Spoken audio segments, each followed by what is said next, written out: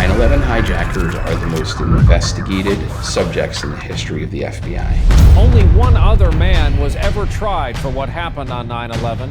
Zacarias Moussaoui today pleaded guilty to the terrorism charges against him. On a dark and stormy April night in 2004, we met him in an FBI vehicle and we talked to him. He is a legitimate, long-term senior Al-Qaeda operative. We talked to him for 17 agonizing days. 17 days where we sat with this monster, for that's what he was, and talked to him all about his exploits as part of Al-Qaeda. No admissions that he made led to any serious charges because we just couldn't get him. He was that good. We had no idea that he had any involvement in 9/11. Are there other high-profile cases like that throughout your career? Was it just kind of one after the next of similar stuff? I mean, there were intervals, obviously. 2008 was the next one.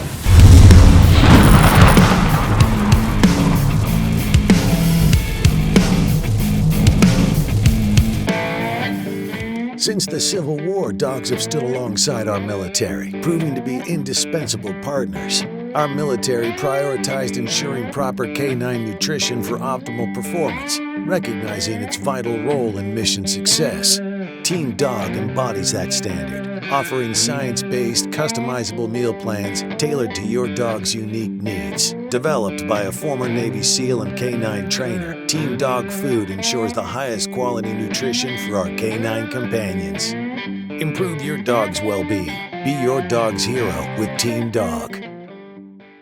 Guys, I just wrapped up a really fascinating interview with Harry Samit, who was a naval intelligence officer and then spent 20 years in the FBI doing counterterrorism stuff. Ended up being the guy that arrested Zacarias Moussaoui, who was the one 9/11 hijacker that never made it because he was arrested. And hearing the chilling details of the investigation weeks before 9/11 and then afterwards, a lot of stuff that I was unaware of that I think most people are unaware of, and then just an incredible career after 9/11, continuing to combat and do counterterrorism cases in the United States his entire career. So lots of really, really good stories, lots of interesting case facts and details that I think a lot of you will find remarkable and fascinating. So appreciate it. If you're not on Patreon, check out the Mic Drop and Team Dog Patreon page. Appreciate you and see you guys in there.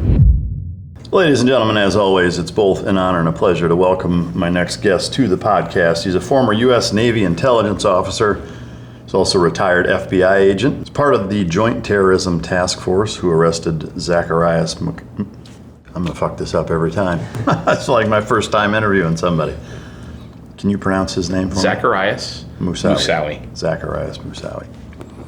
He was part of the Joint Terrorism Task Force that arrested Zacarias Moussaoui, who was one of the intended pilots for 9/11. Ladies and gentlemen, welcome to the stage, Harry Samit. Thank you for coming on the show. I know you've had a busy weekend.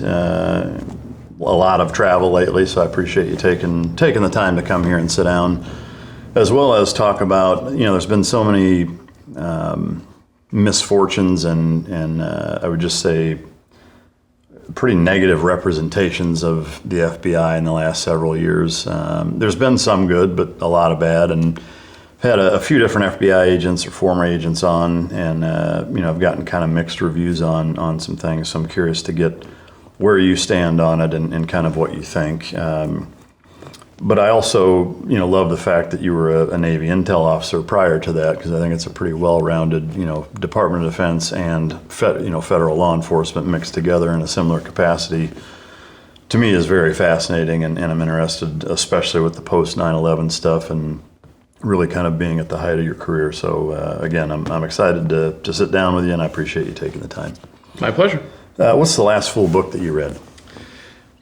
The last full book I read was a story about the Navy and the Civil War. It was the David Porter and David Farragut. It was kind of a dual biography of them. But any specific good takeaways from it? I thought so. The thing that I found interesting about that book, and I'm not a big Civil War guy. I'm a military history guy in general, but mostly 20th century, but every once in a while I'll drop down to the Civil War. I thought was interesting is some of the same issues that we faced in the 20th century, those guys were facing back then. They had, to serve political masters. They, of course, had operational issues. They had the enemy, actually, right? They were fighting the Confederates, who were pretty skilled and pretty squared away. But it was amazing how, when I think back to my own experience, these guys in the, Mississippi River Delta were experiencing some of the same organizational issues that we face today. Yeah.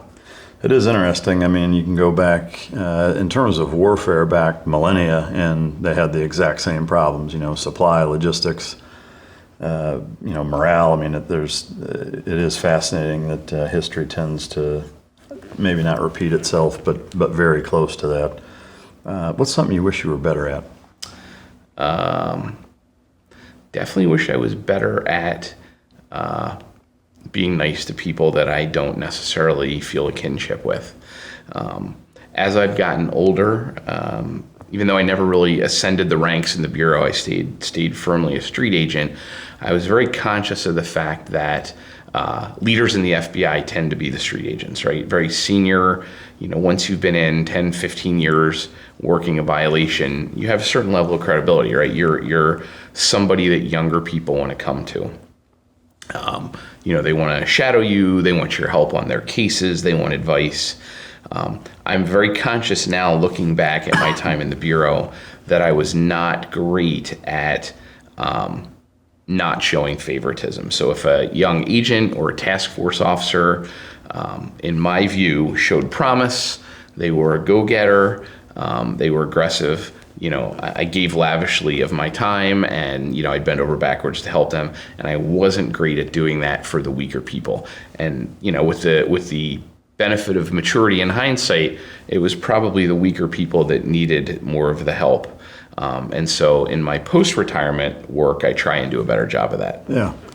To me, that's a pretty fascinating look inward, to, I guess, recognize that and reflect, and then ultimately want to change or change it. I agree. I think, it's kind of a mixed bag to me in that there's an element of almost like operant conditioning, like psychology-wise, like positively reinforcing people with the traits that you're looking for, and kind of the almost school of hard knocks of ideally that would motivate the people who, maybe need motivating.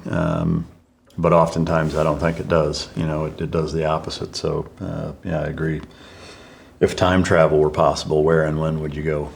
Oh, absolutely, World War II. Yeah. I think, the standard cliche now that men think about the Roman Empire or World War II, fascinated by the conflict. It's funny, after 9/11, I had a relative say to me, my God, they were kind of freaking out, right? Towers were falling. It was a couple days afterwards. Of course, I was very busy at work, but I checked in on my family, and he's like, has things ever been this crazy in American history? I'm like, of course they have, right? Or, World War II, we were fighting a global struggle. Major swaths of territory fell to the enemy. They represented a real threat, a real existential threat to the United States. Same with the Civil War, right? The country was split in half. There were enemy troops on our territory.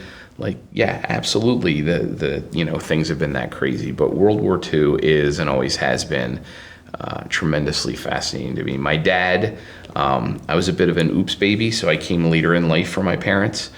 So they were older, but my dad fought in World War II, and a lot of my uncles did as well.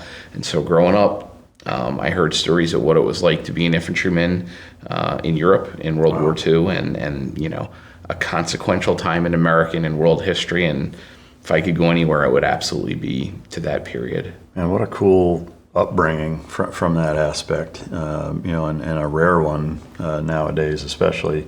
Is there a particular part of World War II that you would either witness or be a part of, and would you want to just witness the whole thing or actually fight in part of it? Fight, for sure. I mean, I think, we can talk about the intelligence officer side of my career in a little bit. That wasn't a chosen specialty for me, but it would, if I had any aspect that that I think is most interesting, it's the war in the Pacific, specifically the Navy. Obviously I'm biased. I'm just gonna, full disclaimer about the Navy. I'm a proud Navy veteran. I loved my service in the Navy. It's pretty widely accepted that the Navy, and there were mistakes made, by the United States Navy for sure, that, it wasn't an unblemished record of success and tactical expertise. But I think it's pretty widely accepted that the Navy did a really good job in World War II, and just the sheer number of aircraft carriers and surface combatants and aircraft that the country threw at Japan, fascinating. Yeah, I don't disagree with any of that. I too find it equally fascinating. If you could know the answer to any question, what would it be? What happens to you when you die? Yeah. I think that's a pretty common one. Yeah. And probably by extension, pretty uninteresting. Most people probably want to know that. Yeah. What do you have any theories as to what happens when you die? I'm pretty, Judeo-Christian concept of heaven. I'm pretty sold on that, I think. Yeah. What was your favorite thing to do growing up? Probably play sports. Followed closely by, when I was younger, probably playing war. I think every maybe it's not the case anymore, but I think every red-blooded American, boy liked to have a toy gun and run around the woods pretending to, shoot at his friends. Yeah, I sure did. Yeah, but I agree. I don't think it's non-existent, but it's for sure way less common nowadays, I think. I mean, not to be that guy, but when you go into toy stores anymore, there's no guns. There's no toy. Where do you get a toy gun for a kid these days? I know. That doesn't look exactly like a real one and ends up getting them shot. Right. Yeah. Where are you originally from? Philadelphia. Grew up in Philly. So you played sports. I'm curious, what sports did you play, and just synopsize your childhood, if you would. Baseball and soccer. Pick up when I could. Then as I got older, on teams, really enjoyed it. Childhood, I talked about my dad. Parents were divorced. And so raised by my mom primarily. She worked for the government, at Department of the Navy. Probably aggressively discouraged me from military service. Even though my dad served in the war, he was a draftee. I think he was proud. I think he was proud of his military service, but didn't want it for any of his kids. I had two older brothers who were much older because of the space in our ages. One went into medicine, one went into investments, so no real interest in the military there. But for reasons I can't explain, I was always interested in the military. I mean, my first memory, my first thought is I want to serve in the armed forces. And if I was 18 again today, I would do it all over again. Yeah. I love to hear that. I was much the same way. Two older brothers, no interest in the military, and similarly, like as long as I can remember, my grandfathers were in World War II. Really only knew one of them on my mom's side, but he was in the Navy in World War II, and didn't talk a ton about it, but what he did say, I was just glued to it, and even as a young kid was just, was big on having a flag in my room and played guns and just, was enamored by, Rambo and Commando and just military service generally speaking. And it is strange how that works. I think some people are just kind of hardwired to do that. I don't know if it speaks to reincarnation, maybe. I don't know, but it's an interesting sociological experiment because I can't even understand how anybody isn't interested in it. Yeah.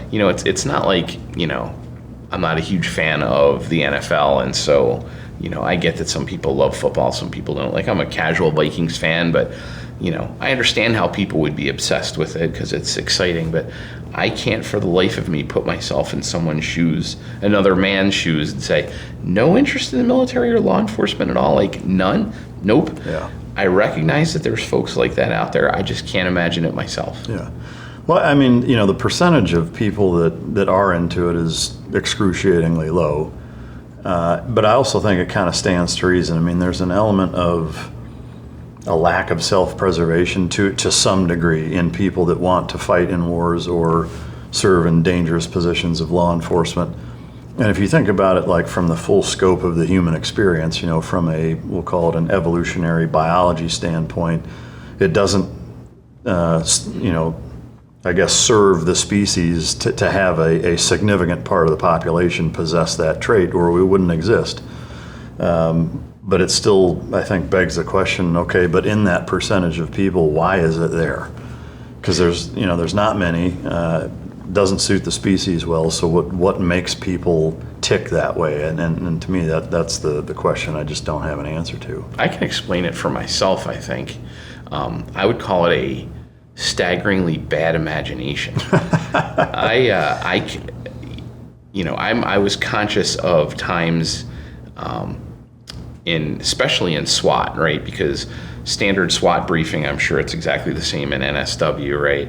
Your team leader, some element leader stands up in front of you and says, this one's likely to be dangerous, this one's going to be a problem.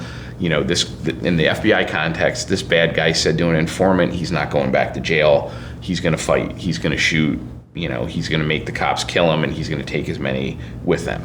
And so that was the point of departure for probably better than 60% of every SWAT op. That's what you hear. And we'd be in the van, and I just couldn't imagine it. I'm not feeling it. Especially, when I was younger and newer on the team, I there'd be some nerves, there'd be some butterflies, but certainly not enough to deter service on the team. But by the end, after a decade of no one, really posing a serious threat, it's one of the reasons I finally stepped off SWAT, because we'd be riding to a hit in the van, and I just wasn't jacked up. I just wasn't. I just couldn't imagine anything bad happening. Huh. That is interesting. I mean, I can't say that I shared that same lack of imagination, but to me, that was the fun of it, though. Not fun of it. Maybe that's the wrong word. That was the adrenaline that scratched the itch. And for me at least, like once you're exposed to that, there's nothing like it. There just isn't. I mean, I don't care what you compare it to. There's just nothing like that feeling. But in terms of the overall dynamic childhood-wise, were there any like hyper significant events that shaped both your life path positively or negatively that come to mind, and what was that catalyst that made you say, not only do I just want to join the military, because obviously that was kind of the full scope of your childhood, but was there like a specific thing that said, yes, I want to do it and I want to do this in the military? So no, the military was always a thing, and so I can tell you about the FBI though. Yeah. But the military from the time I was a little kid was just that was it. And it's weird because I wouldn't even say no encouragement from my parents, active discouragement from my parents. They weren't neutral on it; they were negative on it. And I was single-minded. I was determined. I was going to do it. Obviously, the most significant aspect of my upbringing was the fact that my parents were split, and so, my dad had moved on to some fairly good economic conditions. He was living very well down here in Texas, as a matter of fact. My mom was raising me as a single mom up in Pennsylvania, not doing so well. Government employee, pretty low on the GS scale, and so, we were scrimping and saving, but, nothing to speak of there. I was happy. I had a good childhood. I feel like I did okay. In terms of the path going into naval intelligence, if I remember correct, you said that was kind of wasn't your original plan. You just ended up. Talk to me about that. Yeah. So I went to Penn State, Navy ROTC.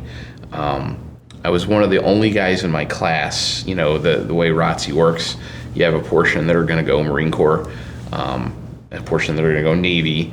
I was very interested in ships, in driving ships. The naval battles off Guadalcanal all the way through the end of World War II, the riverine stuff in Vietnam, the idea of, being at sea, leading sailors on warships, kind of never really wavered from that. Had, even though I was in high school and the first Top Gun came out, and, that was my whole class was at ROTC because of Top Gun, right? They wanted to be that guy. I was just always interested in the ship aspect, and so it was weird going through the program. I did my summer training, I must have lucked out because a lot of people came back and said, oh, that sucked. I thought it was great. I thought being on surface warships of the United States Navy, shadowing a division officer, conning the ship, being in the Combat Information Center, shooting the guns, the missiles. That was cool to me. Come graduation time, we're getting our service selections. I put down surface warfare, and every day a different classmate of mine would get notified. You're going to the USS John Paul Jones. You're going to the USS Chandler. These guys are getting all these great guided missile destroyers and cruisers, and nothing. So I go to the ROTC building at about, must have been 3 or 4 days before commissioning. And I'm like, what's going on? They looked in the computer, and it was a designator they didn't recognize. Next to my name was 1630. Didn't know what that was. We looked it up, and my class advisor was a lieutenant commander. She'd been there the whole 4 years we were there. So we knew her well. She's like, oh, that's great. That's naval intelligence. Not many people get to do that. Even because you're physically qualified for surface, it's weird that they picked you. I'd taken a lot of Russian classes. And so I got scooped up, and as you well know, the needs of the Navy. Yeah. And so sounded good to me at the time. Nobody in the ROTC unit really knew what that meant. They just knew it was different because no one in memory had gotten intelligence. What I didn't realize until I got to intel school, or maybe a little bit before that, is an intelligence officer is a restricted line commission, and so I would never be able to be captain of a ship. I'd never be able to command sailors at sea, and so kind of right from the start, I was sort of on the wrong path from that point on. With officers, can you change, or are you more locked in? I mean, I know you can, but you can. Enlisted, it's pretty easy. It's like, hey, I want to, I know I'm a boatswain's mate, but I want to be a whatever. You can. Certainly the easiest move, the easiest paperwork move is to go to BUD/S and become a SEAL. That obviously I was not capable of that. I wasn't everybody wants to be a SEAL, but a good man knows his limitations, and I definitely understood that was not going to be, the physical challenges would be insurmountable for me. Beyond, moving from a restricted line designator to SEAL, to being a SEAL officer, you can, but it's hard. I tried to move over to surface. The surface community, they get the lion's share of all the officers anyway. They had plenty. Nobody was really interested in that. Ironically, I found out when I got to intel school that if you failed out of intel school, they would send you to surface warfare school. Did you toy with a knife? I did, but that's not in me to do that. Yeah. That's not right. Is officer intel school at Dam Neck also? Mm-hmm. Yeah.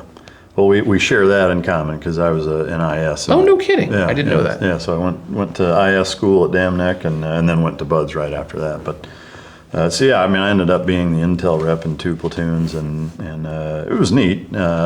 Probably similar to you, upon hearing intelligence specialists, like what you think that's going to be, and then going through the school, especially back then, pre-internet or pre-digital age, I guess, as far as intel gathering is concerned. It was pretty underwhelming, But was that the catalyst that made you say, I want to join the FBI because I want to do some shit and this isn't it? Yep. Yeah. Yep. And it's funny, if becoming a SEAL or a surface warfare officer or a naval flight officer, if they had the equivalent of that, like on the IS side, where hey, you're going to be a surface guy, but intel is going to be your collateral duty, or you're going to be an NFO, but intel, I would have been fine with that. Yeah. But the officer equivalent just isn't there.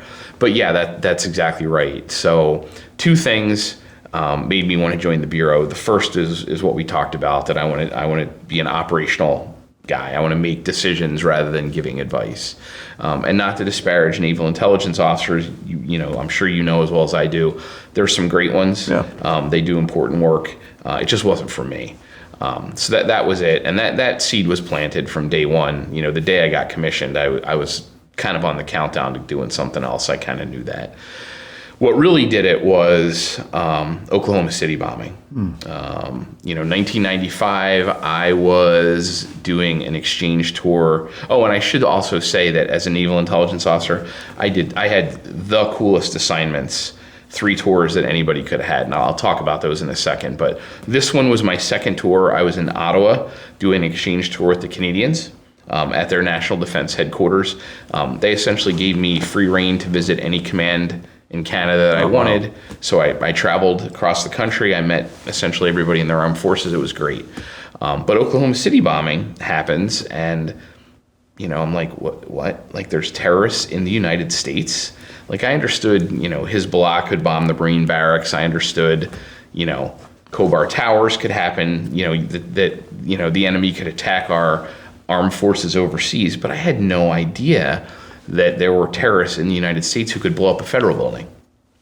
So those two things, from that bombing on, I was single-minded. I was going to become an FBI agent. Yeah. What were the other chapters in your intel career station-wise? So my first assignment, which was common back then, I was commissioned in 90. I went to Pensacola for about 9 months because the intel school, because Dam Neck was so backed up, they were sending all junior intel officers down to Pensacola for a little bit of the NFO pipeline. So my buddy and I showed up down there. We're the two intel officers in this class of all pilots and NFOs. Did that for about 6 months.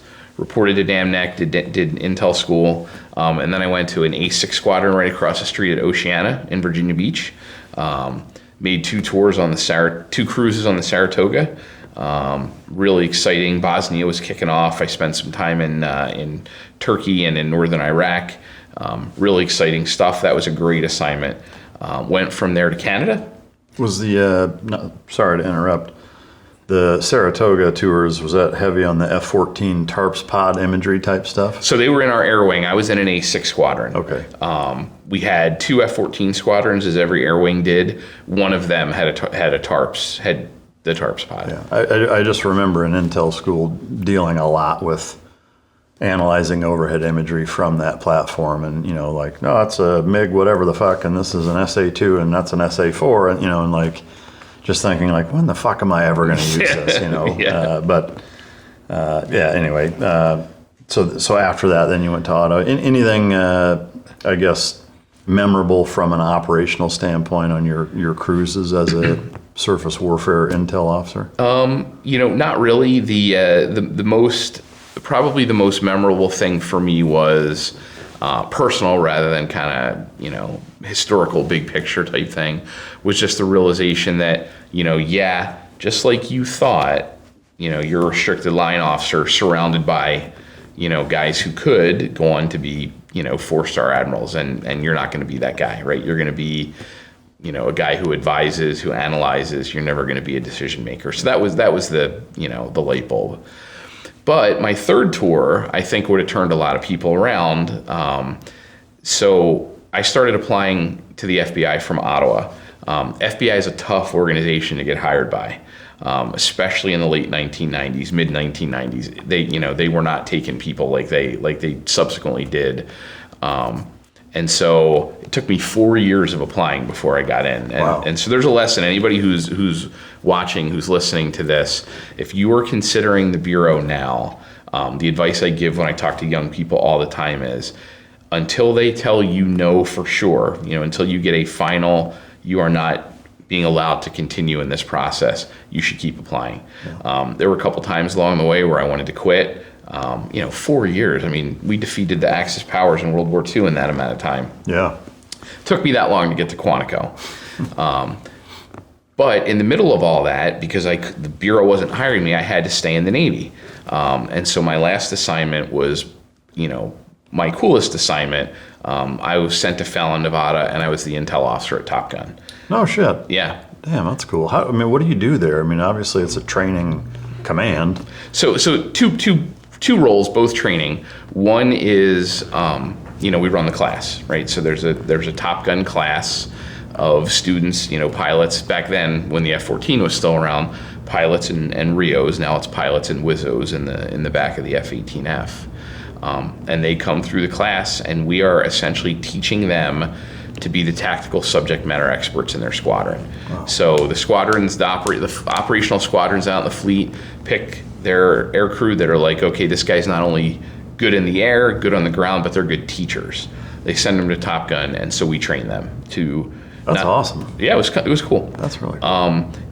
Top Gun's almost, even though it's a shore duty, right? It's Nevada. It's about as far from the ocean as you can get, but it's run like sea duty.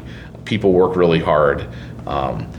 There's a standard there called the STAN, and you have to meet it. Everything from how you lecture, how things are done in the air, how you talk to a student, It is a strict, high-intensity place.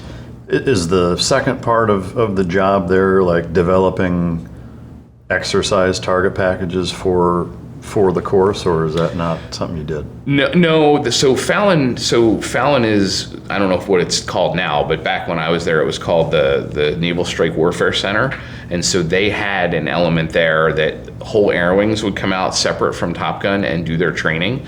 So that base would do the training for the whole Navy. Top Gun would do the training for like the studs, the students that we would bring out. The other thing we would do is develop the stand for all of fighter aviation. So we would put out different guidance on, hey, here's how you're going to do this mission, here's how you're going to do that mission, and the rest of the fleet was supposed to follow it. Yeah. The hat on the coffee table sitting right in front of me belonged to Glenn Doherty. It was a John Deere hat that I gave him. He had it when he tragically passed in Benghazi. Bubs Naturals is a tribute to Glenn. They have collagen peptides, which I put into my morning routine every single morning, as well as the functional creamer / MCT oil that goes into it as well. They have hydrate or dielectric electrolyte drink mixes, which are great for pre-workout, during workout, and post-workout to get all the added sodium, potassium, magnesium, et cetera, that's required when you deplete it.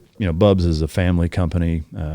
The way that they started is, again, super close to my heart, with him being one of my closest friends for a long time. And I encourage you to go to bubs.com, and now there's a landing page specifically for Mic Drop listeners.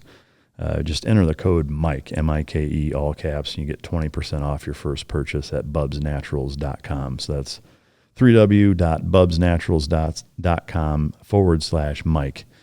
And you can check out the Mic Drop landing page and go support an amazing cause. If you had known as a high school teenager watching Top Gun that you would end up at that command, maybe not as a pilot, but as an intel officer, how would that have landed with you? It would have been a shock for sure. I'll tell you, it was interesting when I got there. Remember, my first assignment was in A6 Intruders, right? So that's an attack bomber. Everything was focused on the air-to-ground mission. The A6, it carried one air-to-air missile, but really for self-defense. Those pilots and bombardiers viewed themselves as the absolute experts in strike warfare. So if you had to sink a ship, or blow up a thermal power plant, or take out a nuclear weapons facility, those guys could do it at night in bad weather, and that was what we trained to. That was what we did. I didn't know anything about fighters, but the people at Fallon, that's how every instructor comes to Top Gun. Hey, I know a guy in, VF2 who's good. He's coming up to rotate. We should take a look at him. So it's all internal to the staff that people recruit you. Well, people knew me on the staff, and they said, hey, we want this guy. We want Samit to come out. It was a real fish out of water thing for a little while for me. I mean, I'd like to think I knew the intel mission and how to do, air intelligence for the Navy, but I certainly didn't know the fighter aspect of it at all. Yeah. Can you say A6 capability-wise, like, what's their max payload bang for the buck? So the A6 could carry. A6 was designed as a result of the lessons of the Korean War in the mid '60s. Korea, the naval air war in Korea was marked by bad weather, a lot of night operations, and naval aviation was designed primarily, and certainly in the 50s, for good weather daytime. And so they realized, hey, if we're going to go after targets in bad weather, irregular terrain, mountains, at night, we need an airplane with radar that can do that. And so Grumman designed this magical wonder airplane that had a radar that could pick out trucks moving through a mountain valley in pitch dark. Wow. And so it was the right airplane for Vietnam, 10, 15 years later when it entered service. By the time I got there in the early 90s, it had a FLIR and a laser added to it and a bunch of other stuff to make it even more modern. Biggest bang for the buck, it could carry every weapon in the naval inventory. Every air-to-ground weapon in the naval inventory, conventional and nuclear. The pilots and the bombardiers were elite. They were elite guys. They had great grades in their training pipelines. They were super smart. They were highly motivated. If you got picked, if your air wing got picked to take out a Libyan chemical weapons plant, like we did, right? That was one of our targets. The study and the target planning was just intense. And that was really good. That was a great assignment for a young junior intelligence officer because they needed, the kind of skills that I could bring to that too. Yeah. That's fascinating. Top Gun, expectation versus reality. Obviously, there's so much, history and reputation, of almost mythical proportion there because of the movie. When you showed up, was any part of it a letdown? No, no. If you think of the movie, the movies now, the biggest difference is just the sheer amount of which neither movie showed very much of study, academic study that went into the course. The course obviously has flying. There's a lot of flying, of the students against the instructors. I was lucky enough to get to go on a lot of those flights in the back seat. I always felt like as an intel guy, I wanted to be close to the operators and do what they did to the extent possible. So when I was on my carrier tour, I tried to fly as much as possible off the ship, offshore. When I got to Top Gun, I tried to continue that. Some intel officers do that, some don't. I did. That's cool as shit. Yeah. I mean, I didn't realize that they let you guys do that. Yeah. So you've been catapulted off of a carrier many times? I have. Have you ever driven in a Tesla Plaid? No. Obviously there's not a comparison, but is there anything that you can describe the feeling of being catapulted off a carrier? So a cat shot, so the thing about the cat shot that they told me when I was a novice is you want to have your head back. And I know not all airplanes are that way. I don't think in the Tomcat they would have their head back against the headrest. But I know in the A6 we would put our heads back. Pilot's doing a bunch of stuff on his side. I'm mostly hyperventilating on my side, especially, if it's dark. In my mask, but fortunately no one can hear me. But he's checking and I'm cross-checking. I'm looking at, engine instruments, hydraulics, all that stuff. He's moving the stick to make sure it's, and you can see that, right? Because in the A6 you're side by side. In the back seat of other airplanes, you can't see what the pilot's doing, but I could always see. So he's wiping it out, just kind of moving all the controls, hammering the rudder pedals. He's got it at full power. When he's ready, he'll ask me, "Are you ready?" Yep. And then he'll salute the catapult officer, or at night they blink the lights, and that's the signal for the catapult officer to do one last check. And then they do the famous where they touch the deck and point, and that's the signal to the guy to push the button. So my head's on the headrest by that point. The theory was, or the word was, if you can pull your head off the headrest during the cat shot, eject. Because the plane's it's not hard enough. The shot's not hard enough. Wow. So the first time it happened, it felt like the plane was running right up my ass. Like I could not get out of the way of the airplane. You're sitting in the ejection seat, just like we're sitting in these chairs now. You're not really conscious of where you're touching. You're sitting. When that catapult fires, the backrest of that seat is accelerating you impossibly fast. Well, so do you know what it is? I mean, what the top speed as you're crossing the threshold of the deck of the carrier, what speed you're at? Yeah, it's called end speed. Like the pilots are all calculating that. They know what it should be. It's tough for them to tell. It's tough for anybody to tell because the airspeed lags during that cat shot. The instruments, everything's not getting there, but you're typically going in the A6. This is more pilot and bombardier territory, but I'm guessing 0 to 135 miles an hour. And in how much time? 2 seconds, 3 seconds. Yeah. That's obviously faster than, like the Plaid will do 0 to 60 in 199, and it has a very different feeling launch-wise, from a dig or off the line or whatever. Still not that fast, but I'm thinking an electric car that doesn't have the spool up time is a lot more like a cat shot. Yeah, it is. I mean, it's a very different feeling. It's very go-kart like in its instantaneous nature of the power, but it's magnified 1,000 times. When that catapult fires, it's actually breaking a little piece of metal called a holdback fitting. So you're actually getting that like snap effect. You can't really feel that in the airplane. You just feel the catapult fire, but the acceleration is mind-numbing. Yeah, for sure. Man, what a cool experience. I've always wanted to do that. To me, that's for sure a bucket. You never list. did it on a COD? No, there were a few times where we almost took off on C2s off of... That's a COD, yeah. Yeah, I think the Abraham Lincoln once. I mean, we were like this close to doing it, and it got canked at the last second. So no, I've never launched off of a carrier. It's not as cool because in the COD you're facing backwards. Yeah. I've done it on the COD too. It's anticlimactic, except that you're, unlike in the A6 or in any ejection seat equipped airplane, where if something goes bad you can eject. In the COD you're conscious that if something goes bad, you're dead. Yeah. Yeah. I mean, to me, like being in some sort of fighter bomber off of a carrier is absolutely a bucket list item. I can't imagine I'll ever get to do, but Yeah, fun for sure. excuse me, such a neat experience. All right, so as you're still in the Navy waiting for the FBI to either say yay or nay, you finally get picked up. Walk us through, getting into the FBI and then ultimately your first duty station. So the first stop in the Bureau, and I will say the Bureau application process, even if there's not hiring freezes and delays, is pretty tough. They talk about how the application process itself is part of the test. Just your willingness to hang in there and jump through the wickets. They have different phases.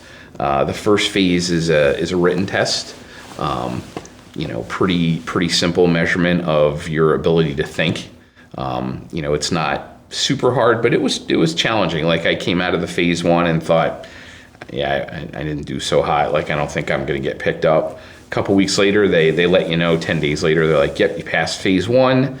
At that point, it's a judgment call. There's an applicant coordinator that you're dealing with. They decide, hey, we need a guy like you or we don't. And then he recommends for you to go to phase two. Phase two is seemingly simpler, but a lot more crucial in that you take another written test. This one was a little bit more reasoning and analytical. Like I could see, the first one was, what's the smallest number of nickels, dimes, quarters, and pennies to make $4.73, like questions like that. The second one, I didn't really see how that applied to being an FBI agent. Phase two, it's a little bit more like, hey, you're an investigative reporter investigating check fraud at a bank in your small town. What are the kinds of things you would write into, questions you would want to answer for your article. So I saw the connection there. So the test wasn't as hard, but then you do an interview. You sit down with 3 agents. And they're not applicant agents. They're people right off squad. So they fly them in from all over the country. You could have somebody from the bank robbery squad. You can have somebody from the white collar squad. So you're sitting down with 3 people doing the job right there. They have to ask you a bunch of questions off of the standard list. But what they're really doing is what we used to call the suburban test. I don't know if Naval Special Warfare has a suburban test equivalent, but the suburban test goes something like this. Is this person I'm talking to right now somebody that I want to sit on a surveillance in a suburban for 6 hours with? Yeah, sort of. Oh, not sort of, yes. Or at least when I got my Trident, there's a last kind of gatekeeping, if you will, where you go in the goat locker with all the E7, the chiefs and above, all enlisted guys, basically every E7 and above at the team.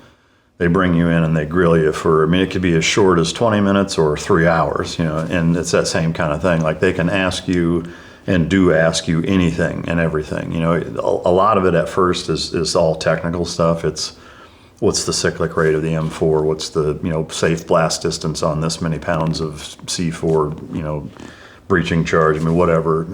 Any technical aspect of the job, and you have to know it.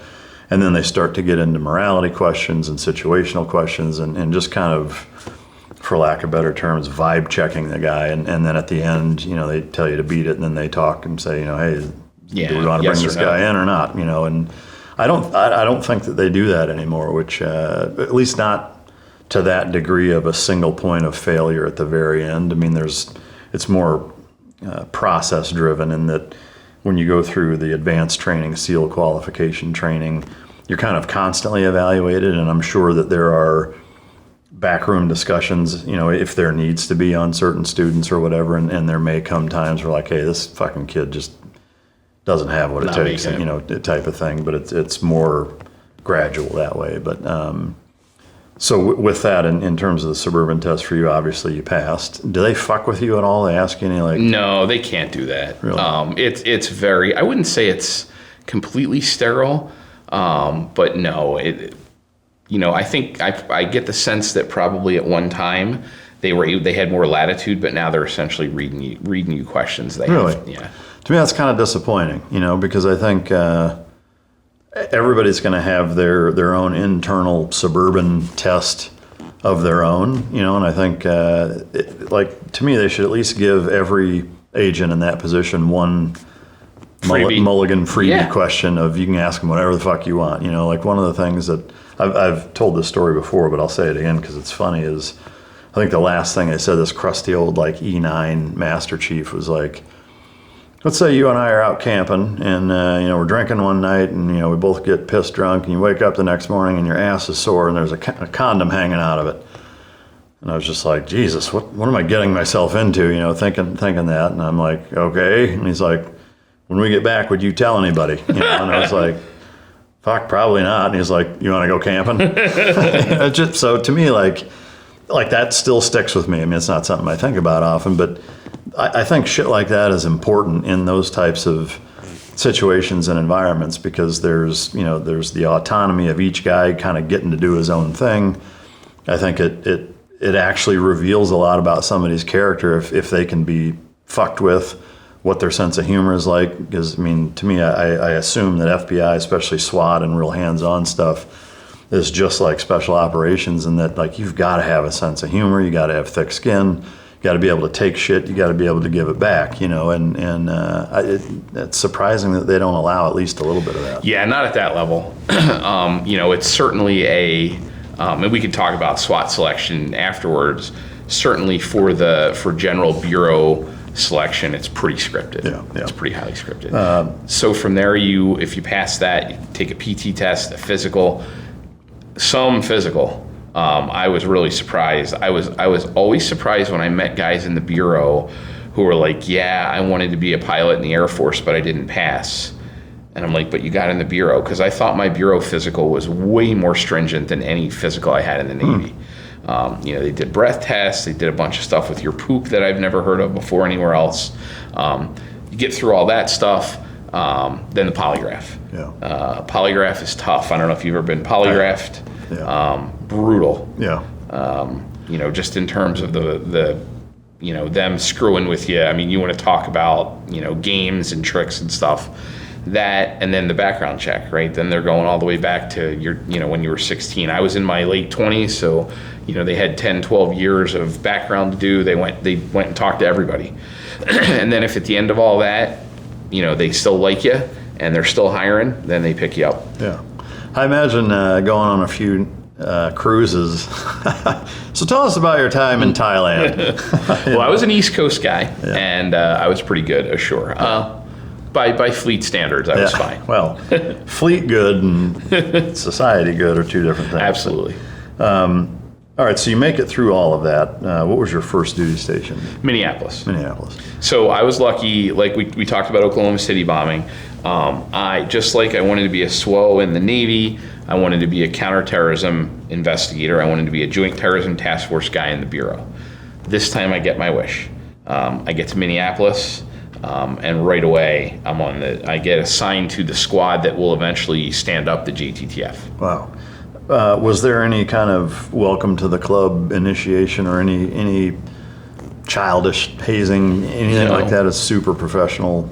Not super professional. You're getting checked out. The two guys closest to my age on the squad at the time were both military guys. Really, the squad I was on was a collection of older guys in their late 50s, as old as I am now. And let me tell you, they seemed like they were 100 when I got there. Yeah. I'm like, how are these guys even still alive? Yeah. And then a huge divide, and then a bunch of guys my age. Yeah. And so definitely get checked out. You definitely get looked at.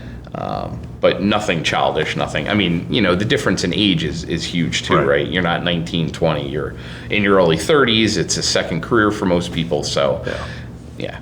How did that first duty station, and does it work similarly where like you're going to be there for at least X number of years and then rotate, or how does that shake out? So it's changed over time. When I got there, it was like you could stay there pretty much for as long as you want, unless you promote. You go to headquarters and become a supervisor and start up the chain. Or you could do a specialty transfer. We didn't talk about it, but along the way, when I was in Canada, I picked up my pilot's license. So you could do a specialty transfer, like if another office needed a pilot. So I became a bureau pilot shortly after I arrived in Minneapolis. I started flying for the FBI. Wow. I didn't even know the FBI had their own internal pilots. All different types of airframes? Or? Yep, they have fixed wing and helicopter. I was a fixed wing, light civil aviation type airplanes. Yeah. They fly remarkably like the Navy, and in fact, at the time that I was flying for the Bureau, they hired an external guy to kind of run the aviation section who was a retired Coast Guard admiral. Oh, wow. And so everything was very familiar about how the Bureau was running aviation at the time. Do they have their own in-house aviation school, or do they send you to civilian training? Civilian training. So the way it works is the Bureau pays for all of your flight training past your private license. So you had to get your private on your own dime. And then from that point, they'll do your instrument upgrades, your instructor, everything else you want from there, they'll pay for. How many times did you drop I was a Top Gun coin during flight training or not? Not very often. Yeah. But it's funny, guys I flew with in the Bureau, they had all kinds of different experiences. There was a Navy helo pilot that I flew with quite a bit. There was a guy who was civilian who just did the civilian flight instruction. Really a little bit like, going into the military, things that you did before. There were good pilots with civilian background, good pilots from the military background. Does the FBI SWAT, whether it's regional or local or however they're broken down, all the way up to say like their top shelf HRT guys, is there kind of an FBI equivalent to the TF-160 helo guys that bring you in for stuff like that are real high speed? HRT has those guys, yeah. Just HRT. Yeah, just the hostage rescue team, has the former 160th Army guys, all the real high speed pilots. They have their own selection. So if you have, if you're a Bureau pilot in the field in Albuquerque and you have, Black Hawk experience, SH-60, H-60 experience, and the number of hours they're looking for, they'll put out a call and say, come try out for the, HRT pilot program. And then those guys go through their own grinder of selection and flying, and then if they meet the criteria, then they'll pick them up and they'll fly. Yeah, that's cool. What year did you get to Minneapolis? May of 99. 99. So 2.5 years prior to 9/11, jumping right into a counterterrorism task force and having an intel background. I'm very curious, like for you in terms of on your office's radar, was it a total surprise, or were there things that you guys saw and even ran up the chain that 9/11 was coming and it was ignored, or like was there any concept that was a possibility? Yeah, and so that's what the book is about. So when I first got to Minneapolis, no. We certainly on the JTTF were looking at initially at the state of Minnesota, right, at our territory, state of Minnesota, North and South Dakota. We didn't really worry about the Dakotas. They just didn't have the population of, people that we were worried about. But the Twin Cities did. There were a number of Islamic extremists just living in the Twin Cities that we were worried about in terms of raising money locally and sending it overseas. That was enough to keep us busy, that we had some white converts to Islam that had gone to Afghanistan and fought the Soviets, who are now back home. These are American citizens? American citizens. Wow. Who are concerned to us. We had some Hamas and some Palestinians. Like, we had enough garden variety bad guys to keep us busy. What we also had, and this is where the intel officer in me and some of the former military guys on my squad too, where we started thinking big, is what if we recruit guys here locally as sources and we use those to reach back to their homelands overseas and see what damage they could do to the bad guys that way. And so I get to Minneapolis, I get my feet wet, I start learning. I take about a year just to kind of figure everything out, how to work a case, how to recruit a source, how to handle a source, how to meet a source safely. You know, what I would see new agents do all the time is not understand that, you know, okay, you've recruited this source or someone else has recruited this informant that you're working with, you know, they're not your friend. Like, you know, and they're not somebody that you trust. And I would see it all the time where, you know, we'd come together, hey, could you go meet a source with me? Okay, I'll go out with you and see how you do it. And it's like, this guy's not your buddy. Like, he shouldn't be in the back seat of your car. You know, he gets in the front seat and your partner gets behind him in the back seat. And you tell him, oh, you're our guest, you sit up front. You know, there's ways to be disarming and to be courteous, but also to smoke this guy if, you know, he does something that you don't like. And so kind of working my way through all those, learning, you know, making those mistakes and learning those. But then we started thinking big, and we're like, hey, we've got a population here in the Twin Cities who has connections to places that we care about overseas. Let's recruit guys here who can recruit guys there who can get after some of these Al-Qaeda guys. And so we were doing that for the better part of 2000, 2001. When you're recruiting these guys, what is your offer to them? Like, what are they getting out of it that's going to make them flip and do that? It really depends. You know, source recruiting is probably 80% art and 20% science. It's all about salesmanship. You know, if you had asked me at 25, or, you know, are you ever going to be a salesman? I would have been like, no, absolutely not. I can't sell anything. That's not true. You know, it turned out I was a pretty good salesman, right? I could sell freedom. I could sell the United States of America I wouldn't say easily, but pretty effectively to some bad guys that probably coming into the meeting didn't think they were going to be buying it. Is that something that you can kind of condense and explain from like a 30,000 foot view approach, or is there too much to it for the scope of an interview? Too much to it, and in our context, you know, the target of that recruitment is too varied, is too different. I was just reading a book about the KGB recently, and they had some guys in the 20s and 30s before Stalin killed them all, working for the KGB, who were, they called them the great illegals. And so these guys would go to a Western country, at that time primarily in Europe, the UK, and they were great at selling the communist dream to people in foreign governments who might be sympathetic, right? Who might be like, you know, what they're doing there in the Soviet Union is good. And then this illegal guy, he's undercover, comes along, and they could recruit him as spies because they were just so good at painting, you know, a picture of what Stalinist Russia was like, having nothing to do with what it was really like. Yeah. I did a little bit of that. It was easy though, because, and I think I'm sure that you will agree, the United States is a pretty great place, and, you know, the enemies that we're fighting, they're pretty bad guys. And the reality is that they've created for a lot of their faithful and their operators can't compare to what it is over here for them. And so that was one of the sales. Yeah. I mean, is there any part of it that's as simple as just kind of early on in that process querying them of like, hey, is there anything that would make your life easier? Like, what do you want out of life? I mean, is that an angle of it? Absolutely. Yeah. That can be an angle of it. Sometimes it's researching the person and knowing what would make their life easy without having to ask. Yeah. You know, looking at their immigration status, looking at their financial status, and swooping in and saying, hey, I could, you know, I'm going to try and seem omniscient and show up and say, hey, buddy, I know you're struggling with immigration. Is there something, you know, I could do to help you? Things like that. Yeah. There's a famous book, I don't know if you ever read it, called Operation Solo. The Bureau, long time, I think in the 30s or maybe 40s, they ended up recruiting a pretty high-level guy in the American Communist Party who became like a 30 or 40-year source, who was constantly going to the Soviet Union and getting all this great intel.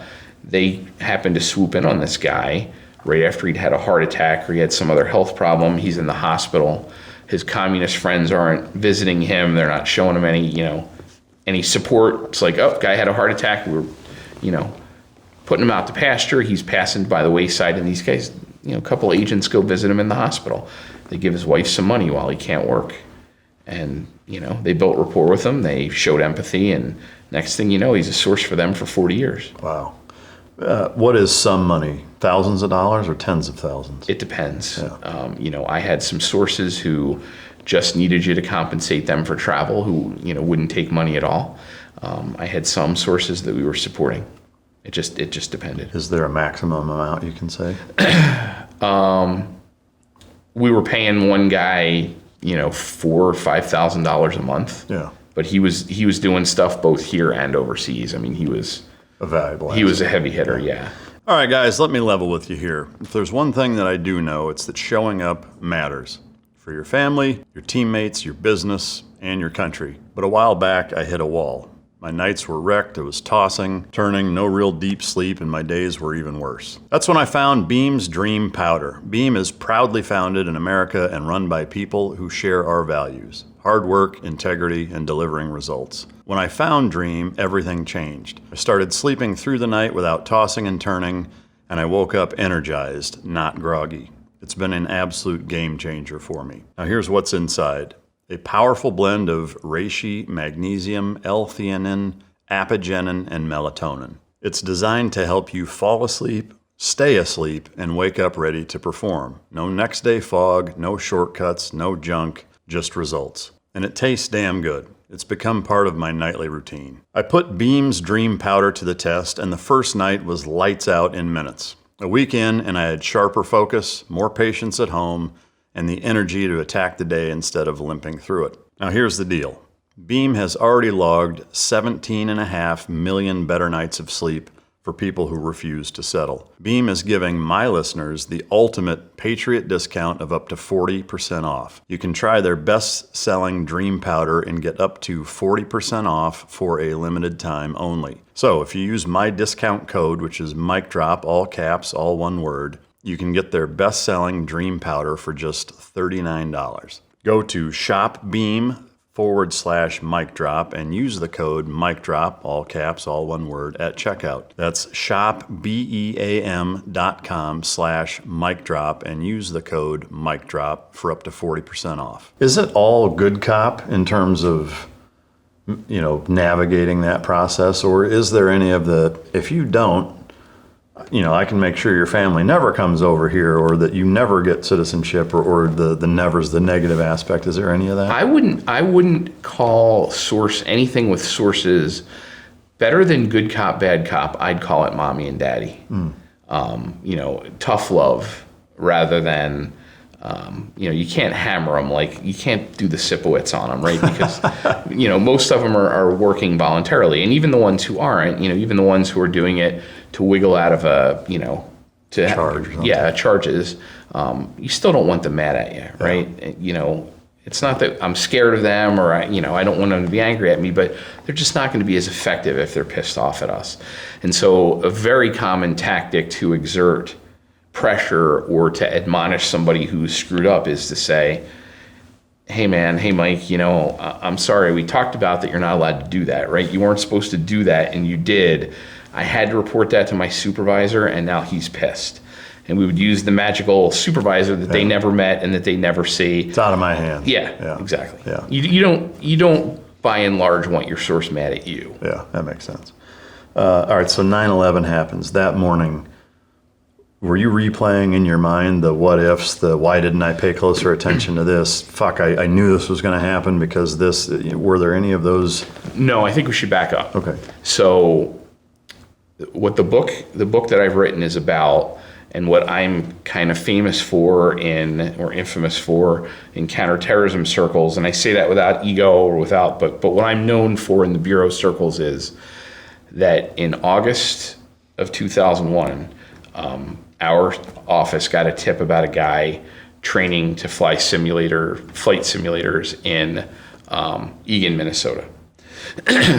So what was happening there then was this was a flight school that was set up just with simulators for Northwest Airlines. They're now gone. They were, kind of absorbed by Delta. But they had a big building there, giant, picture 4 football field sized buildings with a simulator type for all their airplanes that Northwest had. And they would bring their pilots in. So Mike, you're a 737 pilot. We're gonna do your check ride here today. Do it. Well, at night, those simulators sat empty. So a company leased those, a company called Pan Am, leased those simulators, and they would do freelance training for other airlines. Well, this guy shows up, this Zacarias Moussaoui guy shows up there in, second week of August. He pays $9,000 in cash to get in a 747-400 simulator, and he doesn't even have a pilot's license. He's got 56 hours in his logbook in a Cessna 150, and he shows up for his ground school training where they're going to cover the systems and go through all that stuff, and he doesn't know anything about aviation. And so the guy that's working with him, that's training him, is a retired Northwest Airlines captain, 747 pilot. He's like, I've never seen anything like this. I've never encountered a guy like this. He's foreign.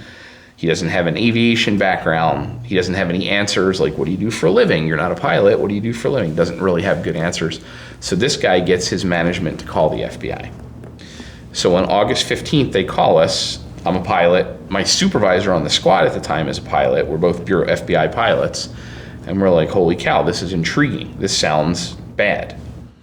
Our immigration guy on the squad runs this guy's information and realizes right away he's an overstay.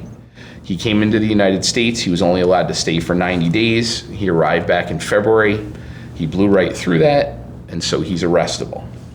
We do a couple of interviews. We talk to the people at the flight school. We talk to his instructor who had spent the time on ground school with him. And we realize, we get his flight schedule, and we're like, holy cow, tomorrow night this guy gets into the simulator for the first time. So for the very first time, he puts his hands and feet on the controls. What do? Do we let him go forward with this? We have an arrest option. Or do we pull the plug on the whole process now and arrest him?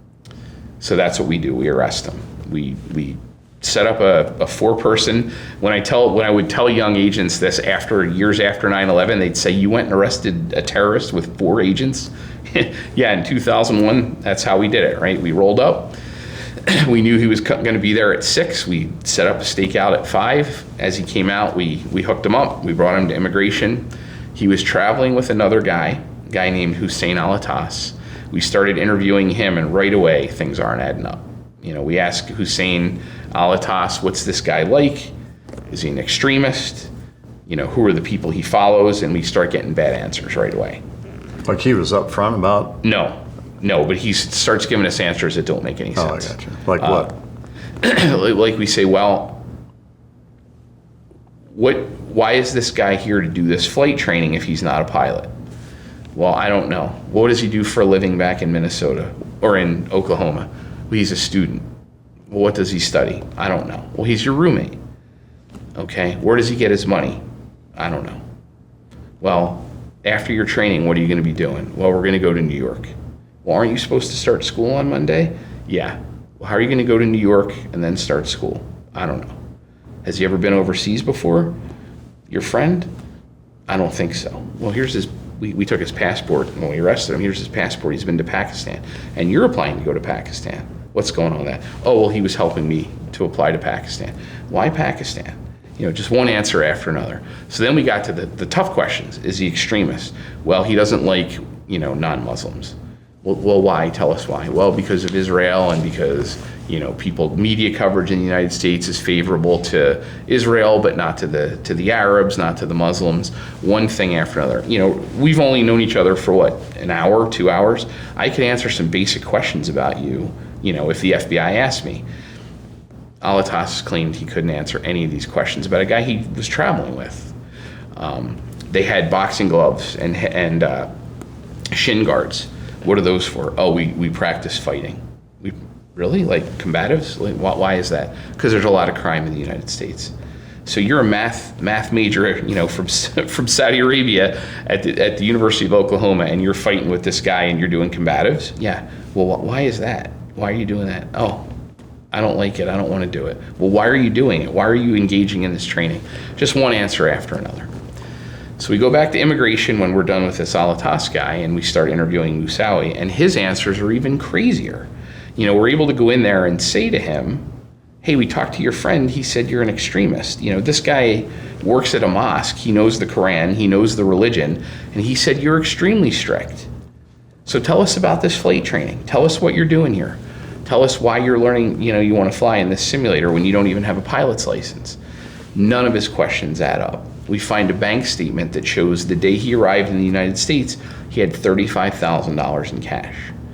On his person? On his person. He declared it, fair enough. Where did you get the $35,000? Oh, from working. Who do you work for? I can't remember. You can't remember who you work for? Well, different jobs, different companies. Okay, well, name one. I don't remember any of them. Just one question like that after another. So we did 2 days of interviews. We interviewed day one. Day one's decision was we're not going to push the guy too hard. We're going to get as much as basic data as we can. And then we are going to act like we did all these checks and then come back on day two and push him. And so that's what we did. Day two, we pushed him harder. My partner, John Weiss, who is an Immigration and Naturalization Service agent. John was a senior guy back then, a super experienced interviewer.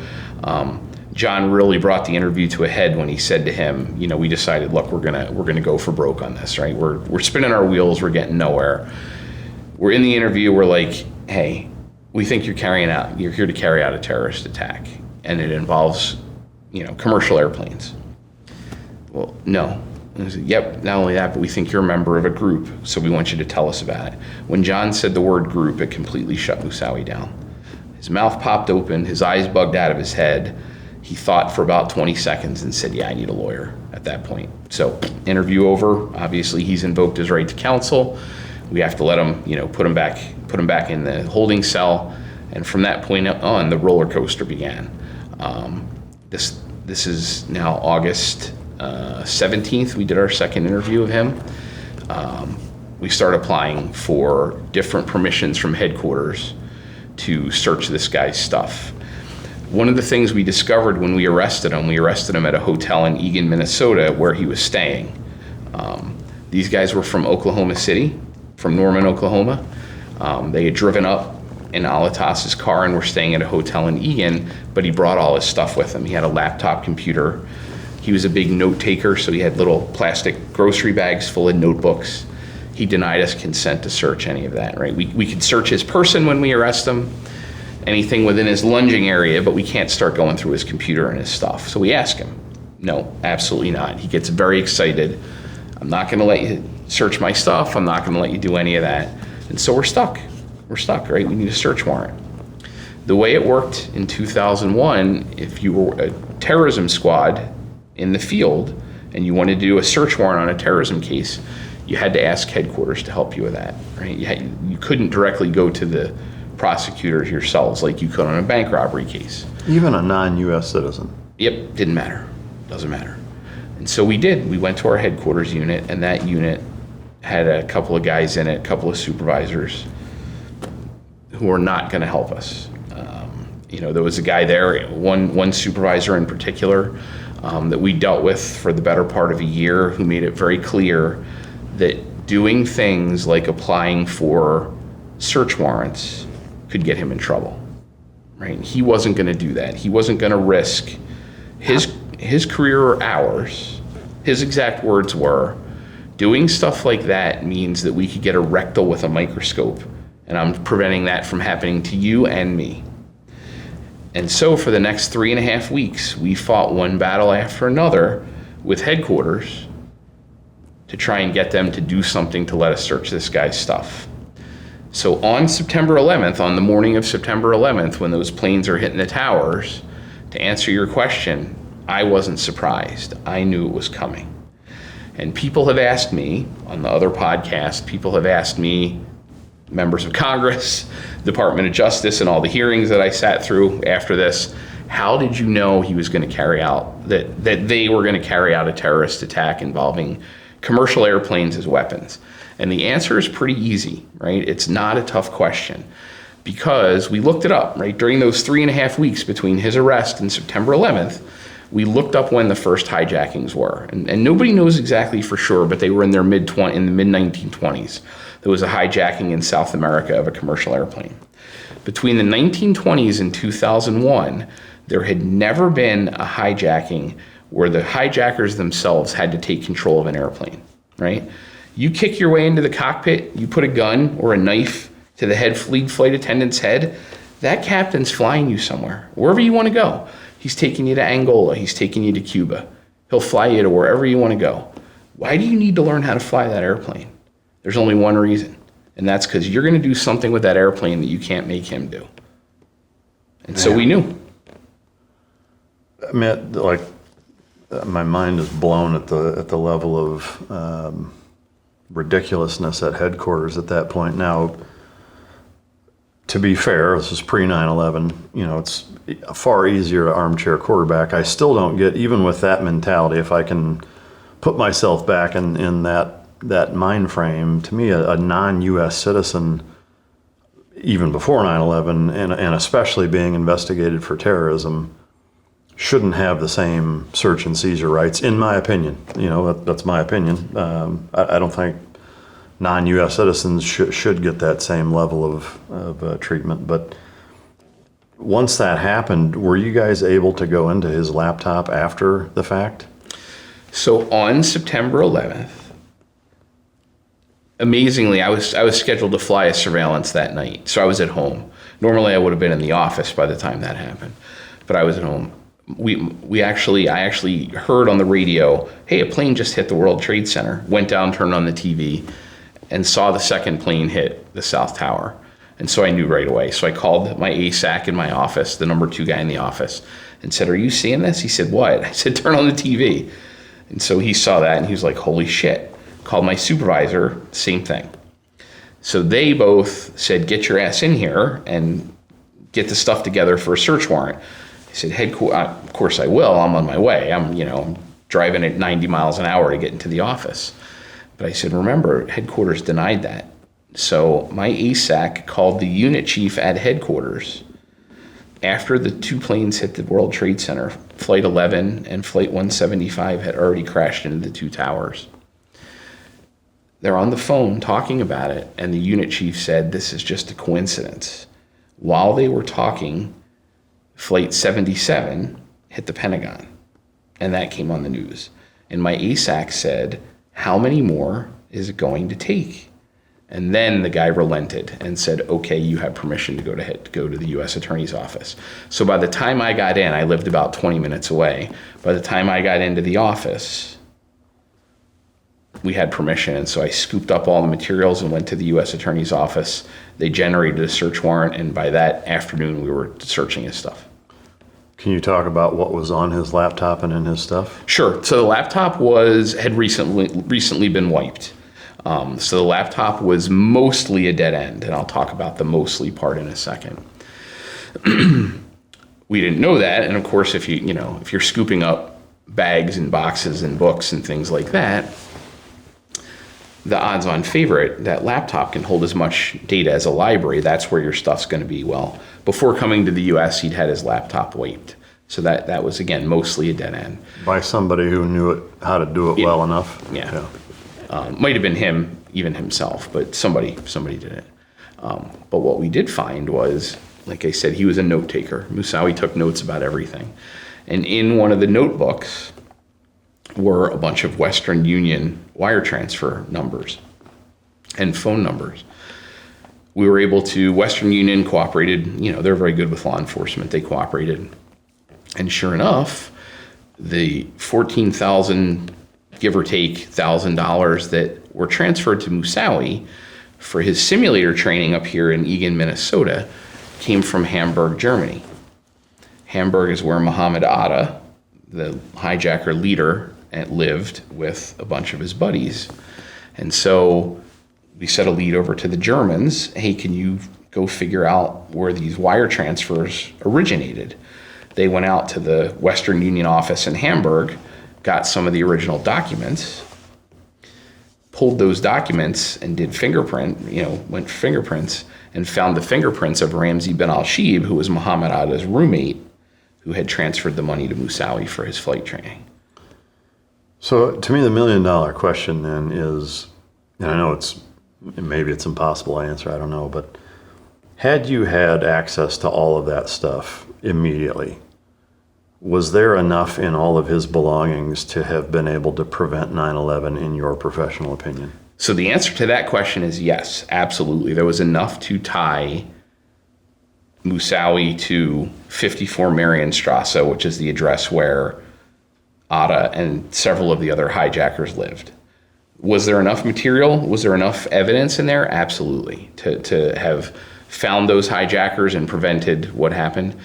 The question that I would answer that question, yes. The question that I am not as confident of is, would we have had the time and the luck to be able to do that? That I'll never know. I don't think we'll ever know the answer to. We definitely got, with the evidence that we found in Moussaoui's belongings, we definitely got to the plot and to the hijackers. I just don't know if we would have been able to find it all in time to stop it. It's a counterfactual, if George Washington got killed at, the Battle of Brandywine or would the revolution have continued? I don't know. Yeah. And fair point for sure. I guess I'm curious though, because you were at the exact position to be able to determine what those next steps would have been. And I know you can't predict how long would it have taken, but was there enough there to link all of the other hijackers by name to a degree with which you could have said, hey, every one of these guys is on a whatever the highest BOLO alert type of watch list you could generate at that time, airport-wise, visa-wise, whatever, that you're reasonably certain that you could have done that and had those in place to where if they entered the country, we would have known and could have said, hey, watch this guy? No, because they were already in the country. Right, okay. The hijacker pilots were already in the country. By August of 2001, they were all already here. Right, but I guess from buying a ticket on an airplane, like that would have flagged something, yes? Yes. And so were all of the other hijackers by name identifiable by the information you found in his possession? Well, certainly Muhammad Atta was, and Ziad Jarrah, who was the hijacker pilot of Flight 93, was, because they were connected. I don't know how we would have gotten to the other hijackers in time. And again, I'm mostly familiar with Moussaoui stuff, but the combination of Muhammad Atta, Ziad Jarrah, Ramzi Ben Al-Shib, who was in Germany, who was their logistics and money guy, but who also applied to get into the United States and couldn't. Not to mention raising airline security, right? General, notice to FAA that says, you got these guys who are pilots, because we could have figured out that they were pilots in relatively short order. The question is, could we have gotten to some of the pilots? Yes. I don't know that we could have named every hijacker. We couldn't have named all 19 from that, but we could have gotten to the pilots, at least most of the pilots. Yeah. That's heavy. I can't even imagine. I'm curious, to say that you were frustrated, I'm sure, is a woeful understatement. I would be hard-pressed to continue to work for an organization after that kind of lapse in judgment that creates a roadblock that allows something like that to happen. Was there part or any of you that thought to yourself, fuck the FBI, I'm not doing this anymore? Or was it the opposite of huge things needs to change? We're still in the mission, right? Mission. If yes, I had those feelings, but the overriding feeling was we're still in the mission, right? If through a stroke of Congress or the president, they said the FBI no longer has a counterterrorism role, and so you're out of this. Yes, absolutely. Yeah. But that's not what happened. We were still in the fight, and so there was no way I was leaving the bureau in the middle of the fight. Can you, describe the thought process for you in that day and subsequent few days?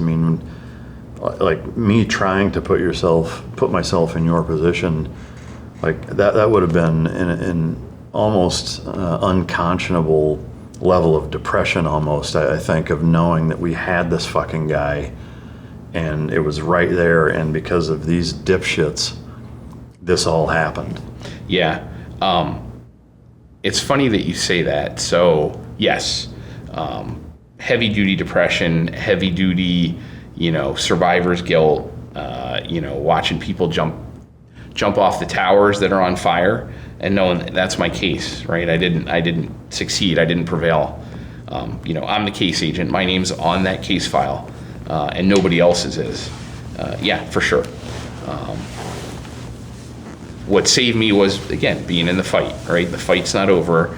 And as soon as the 9/11 stuff happened, we had other cases, and I kept going. But to your point, about a month ago, I ran into an old SAC, special agent in charge of our office, who came right after 9/11. And I have to confess, I was not a great agent for her or for her successors, because I was rage-filled and angry at FBI management and just completely messed up. I was never going to let anything and bureau management stand in my way again. I was never going to do that. And frankly, I wasn't a good soldier, wasn't a good sailor. I was defiant. I was hard to manage, for the next 19 years. So you turned into the FBI's version of Jack Bauer. Yeah, I don't know. I've never seen the show, but What? But I would not have wanted to be a supervisor with me on my squad. I would not have wanted to manage me. I've been posting a lot on LinkedIn lately. She's like, "Oh my God, I see your stuff on LinkedIn.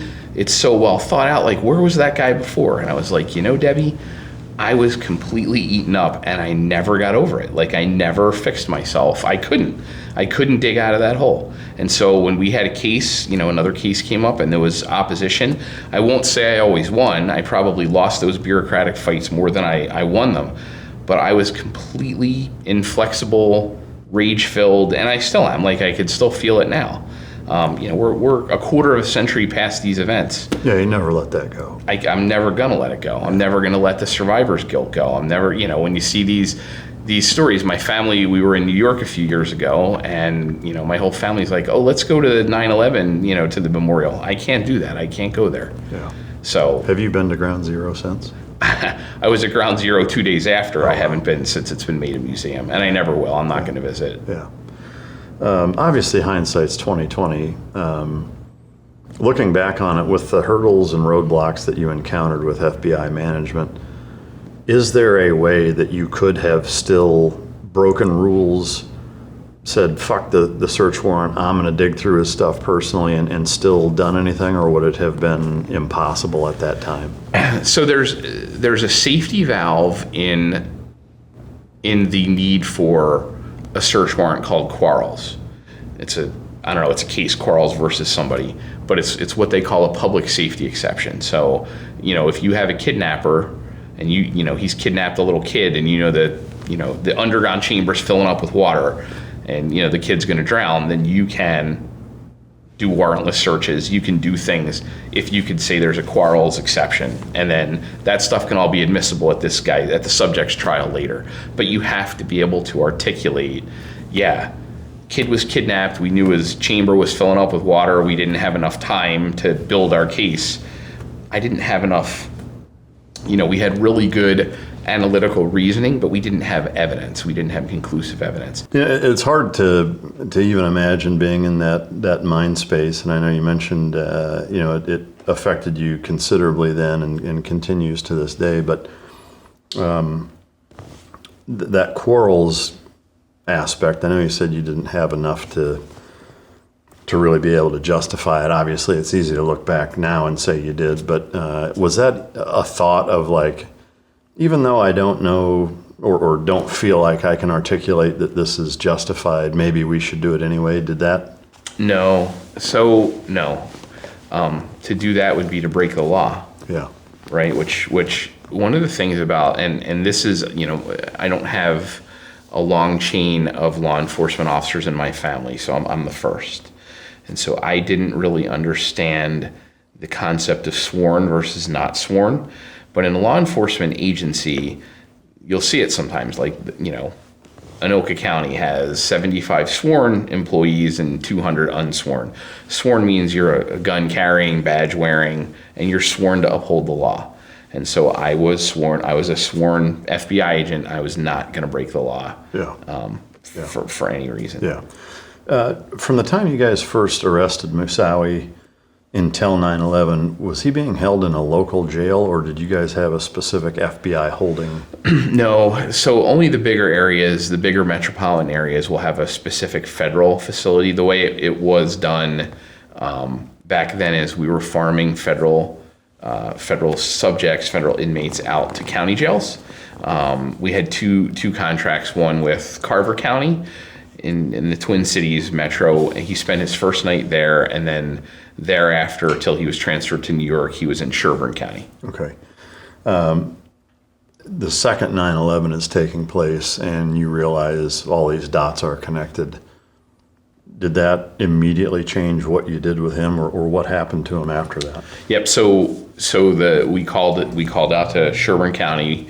Immigration did, because he was an immigration inmate, and said, this guy's got to be locked down. He's got to be separated.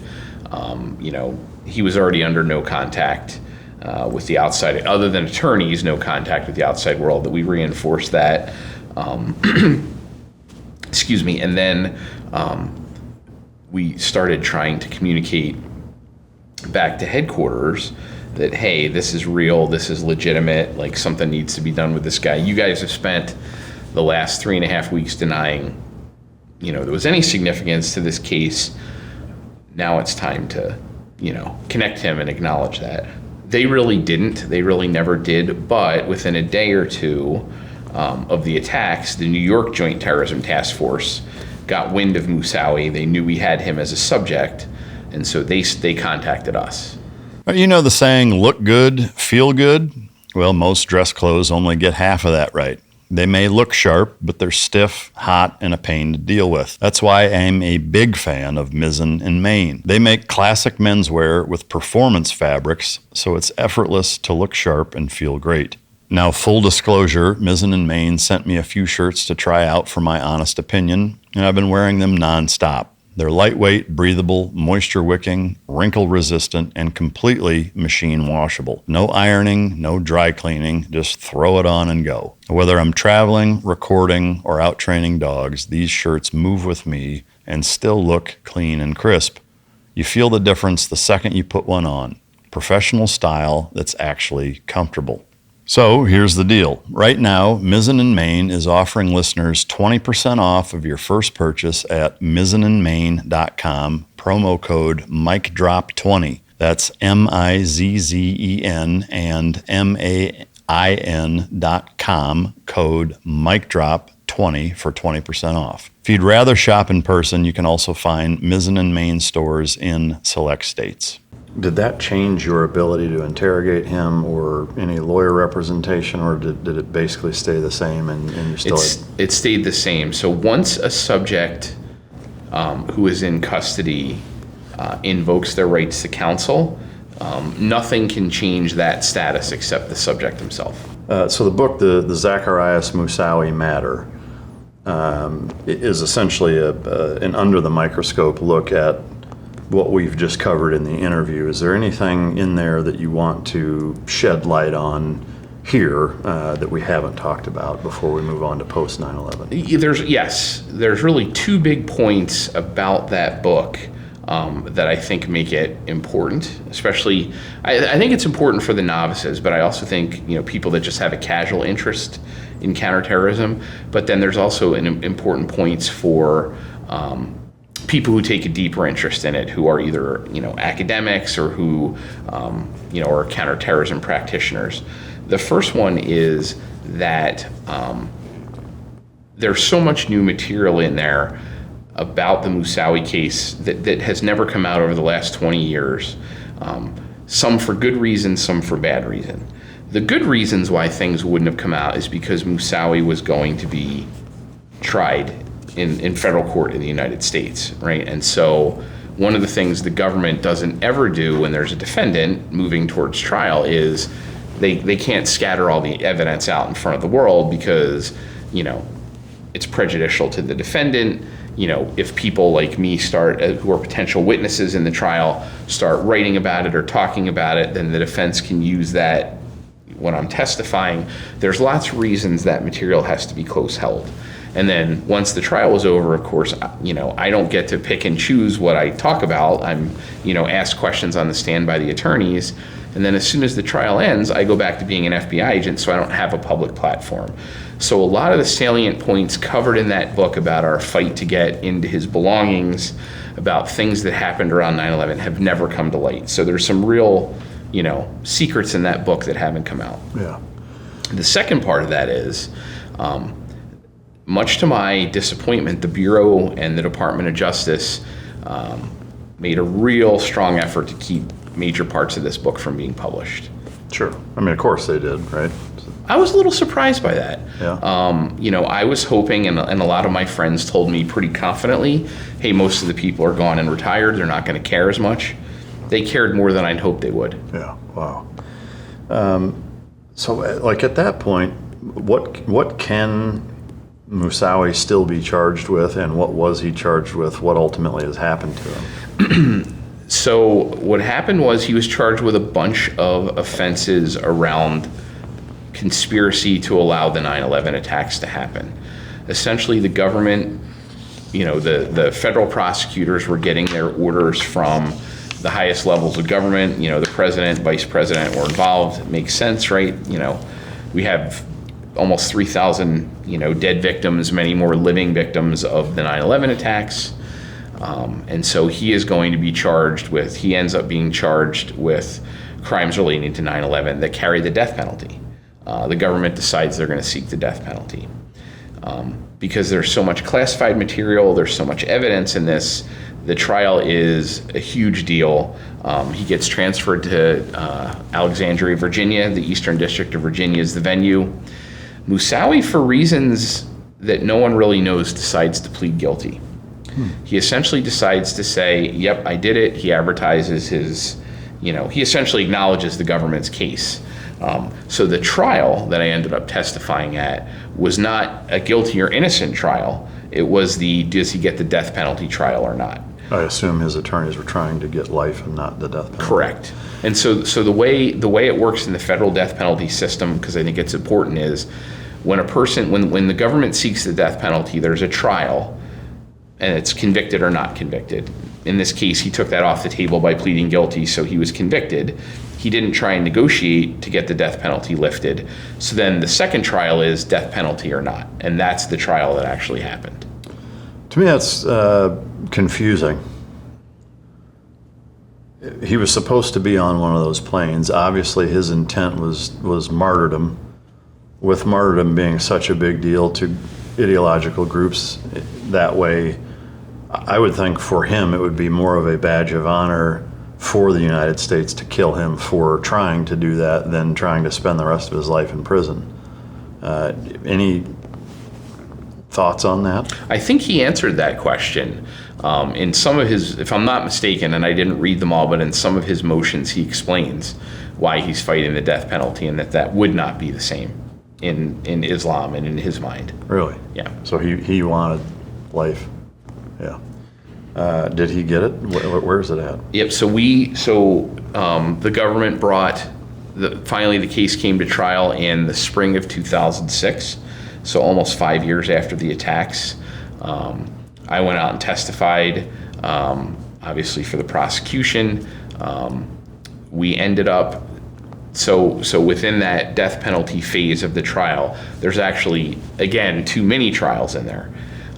The first trial is eligible or not eligible. So essentially, Zacarias Moussaoui pled guilty to all these crimes. They're particularly aggravating. Here's how they led to the deaths of almost 3,000 people.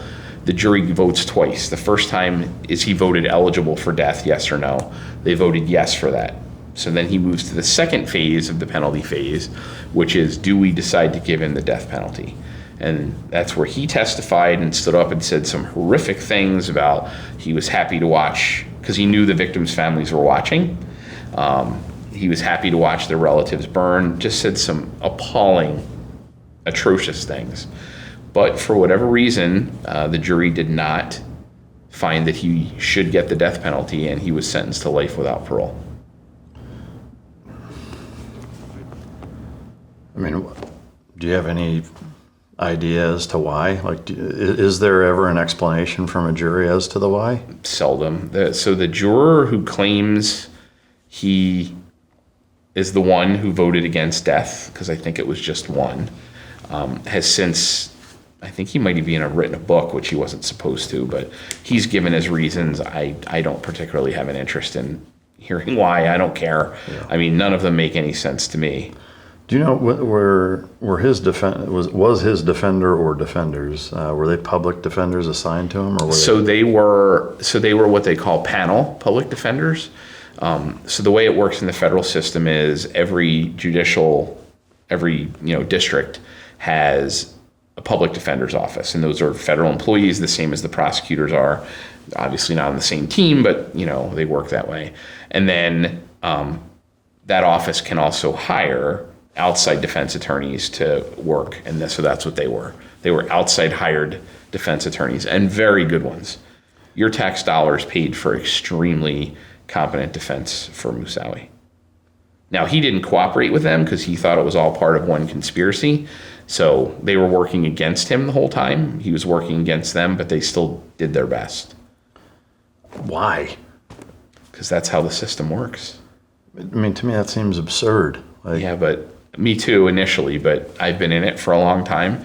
If we had this conversation when I was a military officer, I would share your feelings completely. Well, can you help me understand how your views have shifted? I can. And it does not have anything to do with sympathy for Moussaoui or anything like that, or love of defense attorneys, because I don't like them either. But I will tell you, the way our system is enshrined in the Constitution, the system can't work without a defense attorney, right? We cannot make what we need to make happen in court unless the defendant is afforded due process. And part of due process is a defense attorney. I do understand that, and I'm doing my best to remove emotion from trying to understand it, which is difficult in this case. However, the one, I guess, sticking point that still makes me question, like any of those defense attorneys who took that role, whether they were hired or appointed or voluntold, whatever you want to call it, is that if he's not working with them, like at that point, why would you? I'm just trying to put myself in their shoes. Like, okay, well, fuck you then. Like, I wouldn't work hard for a guy who's trying to not have me work hard for him or fighting me in doing so. Like that, I don't understand. Yeah, and I don't really have a good window into that. What I can say is one of the AUSAs, one of the prosecutors on our team, was a true believer. Like, he was a apple pie, mom, American flag guy, almost annoyingly so, to the point where he believed in the system so strongly, and he wanted to get the death penalty for Moussaoui, and he wanted to see justice done.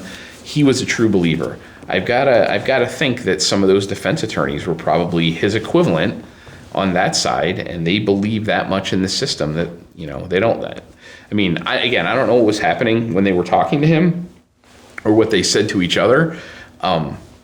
I can't imagine that they liked the guy or that they were doing it out of anything other than a sense of duty. Yeah, wow. So he's life in prison, no parole in Virginia, or is he somewhere else? Florence, Supermax in Florence, Colorado. Okay. And I went and interviewed him in 2015 again. So really? Yeah, so if you want to get to that at some point, we should probably talk about that. I am curious, do you have any idea what his arrangement is day to day? Is it 23 solitaire? And 23 and a half solitary, he's locked down. Yeah. He's in the strictest unit of the strictest prison in this country. So no interaction with anybody for 23 and a half hours a day? Right, correct. Yeah.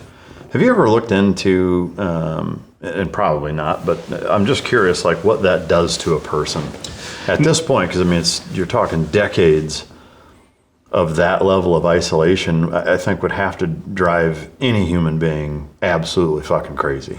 I've got to think so. When I saw him in 2015, after 9 years of it, he was very much more talkative and wanting to engage us than he had been.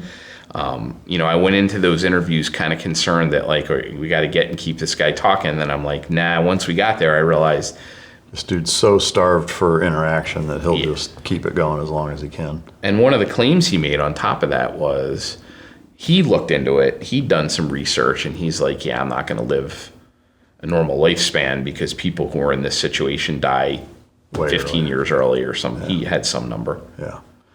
To me, knowing that, not that I can put myself in his shoes really in any way other than that, of saying, okay, I would rather the U.S. government fucking put me to sleep than spend the rest of my time doing that, especially given the cause he believes in, whether he thinks martyrdom doesn't exist. Like, I don't know how martyrdom is more applicable to spending decades in that environment than the U.S. government just putting a plug in you. I mean, that's tough to rationalize, although their entire ideology is impossible to rationalize, so maybe it's never going to make sense. Any light on that? I will tell you what he said to me when I talked to him in 2015 was he was going on about something, and maybe we should just cover that. Sure. Cover that now. So, I obviously moved on. We had many other cases, including guys, at least one subject at least as bad as him, who we should probably get to and talk about. But it was kind of mostly behind me, right? I would have the occasional dream about him, where it doesn't take Sigmund Freud to realize what the dream was about, but I could never catch him. I'd be walking in the woods and he would pop out ahead of me and start running, and I would be like, that guy broke out, we got to catch him, and I'd chase him and couldn't catch him. And it was always the same theme, I could just never quite catch him. So again, you don't need to be a master psychiatrist to figure out what that means. But mostly I put it behind me. I was working other cases, eventually other Al-Qaeda cases, and then eventually Islamic State. We targeted Al-Qaeda, which is the Somali branch. We targeted Al-Shabaab, which is the Somali branch of Al-Qaeda. I was moving on. And in 2015, late 2014, we heard that he was being deposed by the families of the victims who were suing the government of Saudi Arabia. The judge in that case said, yes, you can talk to him. Even though he was locked down in Florence, go talk to him. And so the FBI figured they better send a team to talk to him too, just to see what he was saying about Saudi Arabia. So I got invited to go. I said, sure, but I want to go and ask him some of the questions that I couldn't ask him back in 2001, about essentially his origin story, how he got radicalized. And I want to talk about other things. It's covered in the book, and I don't know if we'll have time to talk about it here, but he also had a very big interest in crop dusters. Yeah. Completely separate from the 747 stuff. We never got the crop duster question answered, so I wanted to talk to him about all that stuff. So I was invited to join the team. We went out to Florence, Colorado, went through extremely stringent security measures to get into this place. They bring him to us, and we interviewed him for 2 days. And so it was a real interesting closure. Got to talk to the guy again. Unfortunately, he remained as hardcore in 2015 as he had been in 2001. He talked to us because he was trying to advance his anti-Saudi agenda. So he was willing to talk to us all about how the Saudis were involved in 9/11. A lot of it didn't make sense. It seemed like he was trying to create a rift between us and Saudi Arabia. But when I would ask my questions about crop dusters or about other people in the plot, he wouldn't answer them. And so after 2 days, we finally said, all right, we're done. We're done talking to you. Do you know what access he has to news or internet or anything? I don't. Yeah. I don't know. Yeah. But then fast forward another 3.5 years, I'm getting ready to retire at this point, late 2018. I learn that a French consular official visited Moussaoui in Florence, 18, 19, 20 years almost after his arrest, 19 years after his arrest. He tells that consular official, I have renounced my beliefs in Islamic extremism. I'm done with that. I would like you to arrange a transfer for me back to France, and I will speak to the youth, and I'll tell you what I know. I'll cooperate, essentially. He mentions me in this statement. Well, I'm still an agent, but I'm getting ready to retire. I'm like, hey, this is worth another trip out there. Let's go talk to this guy one more time. If he truly has renounced his belief in Al-Qaeda, guys like, Zacarias Moussaoui don't renounce their bayat, their pledge of allegiance to Al-Qaeda lightly. If he's saying it, I believe him. It's worth a couple of plane tickets to go out there. We start making arrangements, and lo and behold, we find out one of the prosecutors from the case originally stands in our way. He objects to it. So we have a meeting. We have a big meeting with DOJ and with this former AUSA who I initially liked. And we're like, what gives? Why are you objecting to this? Like, we talked to him in 2015, and he said, I wasn't with the government then. I didn't know about it. He left government service for a few years and went into private practice. So during that window in 2015, he was a private attorney, but now he was back in the government. And when he found out we were going to talk to Moussaoui, he said no. We fought it out. We had this conference call. As I'm sure you know, as I'm sure it doesn't take much imagination to realize, lawyers side with lawyers. And because this prosecutor said, I don't want you to talk to him again, they denied our ability to talk to Moussaoui. So I never got the closure of asking him questions about other subjects and other things. So is he still there, I assume? Still there. So by denying your ability to talk to him, they're also in turn denying his request to be moved to France? Well, that was never going to happen. Okay. That's one of the things that the prosecutor said when he opposed our request. I made it clear when I made the request, no one is entertaining for a second the idea of letting this guy transfer to France. You know, he was a co-conspirator in murdering 3,000 Americans. We're not letting this guy go. What, I mean, did they at all explain their thought process in denying you talking to him? Like, why not at least get what you can out of him? Right. What he said was, well, it'll make the judge and the victims' families angry. Because when the judge sentenced him, she said, you wanted a platform, something like that, but you'll die with a whimper. You know, you'll never be able to speak again. Because during the whole 5-year run-up to the court case, to the trial, he was constantly yapping in her courtroom and being disrespectful. So I think she said that at sentencing. I'll tell you the reason I think they denied it is because there was more to the 9/11 plot than was thoroughly investigated. And he was afraid that Moussaoui would tell us things that would uncover other subjects, and the 9/11, you know, the crop dusting component to the 9/11 plot. And that hadn't been investigated back in 2001, 2002. I mean, whose fucking side is this guy on? Well, I mean, uncover everything. Uncover everything. Right, but why wouldn't you want that? Well, so in 2018, when this is happening, the reason he wouldn't want it uncovered is because it would be professionally embarrassing, right? These are things we didn't consider or didn't examine in 2001, 2002. But he had a valid reason for that. He had a reason, and it's the tension that everybody feels between prosecutors and investigators. And so I don't care if it's a, you know, grandmom shoots grandpop in the head case, or it's, you know, 9/11 and 3,000 people die.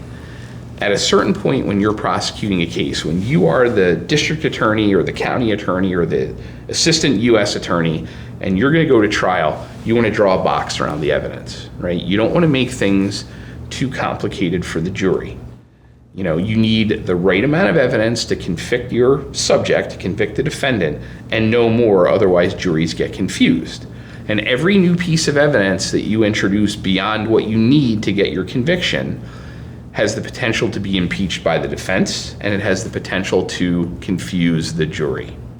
And so they made a strategic legal decision back in the summer of 2002, 7 months after 9/11, to say, okay, we're drawing a box around the case and we're no longer investigating it. I mean, I can understand what you're saying. This is the same guy or guys that you said, from your perspective, have the almost hyper-extremist dedication to the cause, so to speak? It's a different one of the 8, but same team. So to me, like, how egocentric and I don't know, narcissistic do you have to be to try to protect your own reputation over getting to the bottom of something where potentially thousands of people's lives are either on the line or were on the line? Because that hasn't happened. It still could. It still could. I don't know, Mike. I don't know his thought process. I'm giving you my opinion. It's not a conversation he and I have ever had. His outward statement is, we don't want to give him a platform to speak. You know, glass is half full. puppy dogs and kittens response, maybe that's all it is. Maybe that's all it is. I'm concerned that it's more than that, but I don't know. I mean, to me, that doesn't even make sense, though, because it's like we're not, I mean, unless I'm confused, which happens often, you're not giving him a platform in terms of, you're not publicizing or releasing the interview. So how is that a platform to speak if it's a behind closed doors classified interview with FBI investigating agents uncovering any potential other plot components that didn't take place but were in the works? I used nearly exactly the same language that you just used in that argument in that meeting with DOJ. I also went a step further and said, I'd be happy to meet with the judge, Judge Brinkema, and she's still, seated on the bench in Eastern District of Virginia. She's a good judge. I'd be willing to go meet with Judge Brinkema and explain my reasoning. She said in her sentencing ruling, you'll die with a whimper. Well, Judge, I'd like to talk to this subject because I think he has information about crop dusters and about other subjects that wasn't uncovered 17 years ago. Are you okay if I do that? And they wouldn't hear of it. They said absolutely not. I mean, is the overall feeling or vibe in that meeting with them, I mean, is there a point where you're just looking at them and you say, what the fuck is wrong with you? Like, does it get to that point? No, I can't say that. I mean, what if you did? I would be no further along than... Well, so you have nothing to lose. Right. I guess I should have said that. Yeah. I mean, I sat there and enraged, but there was nothing I can do.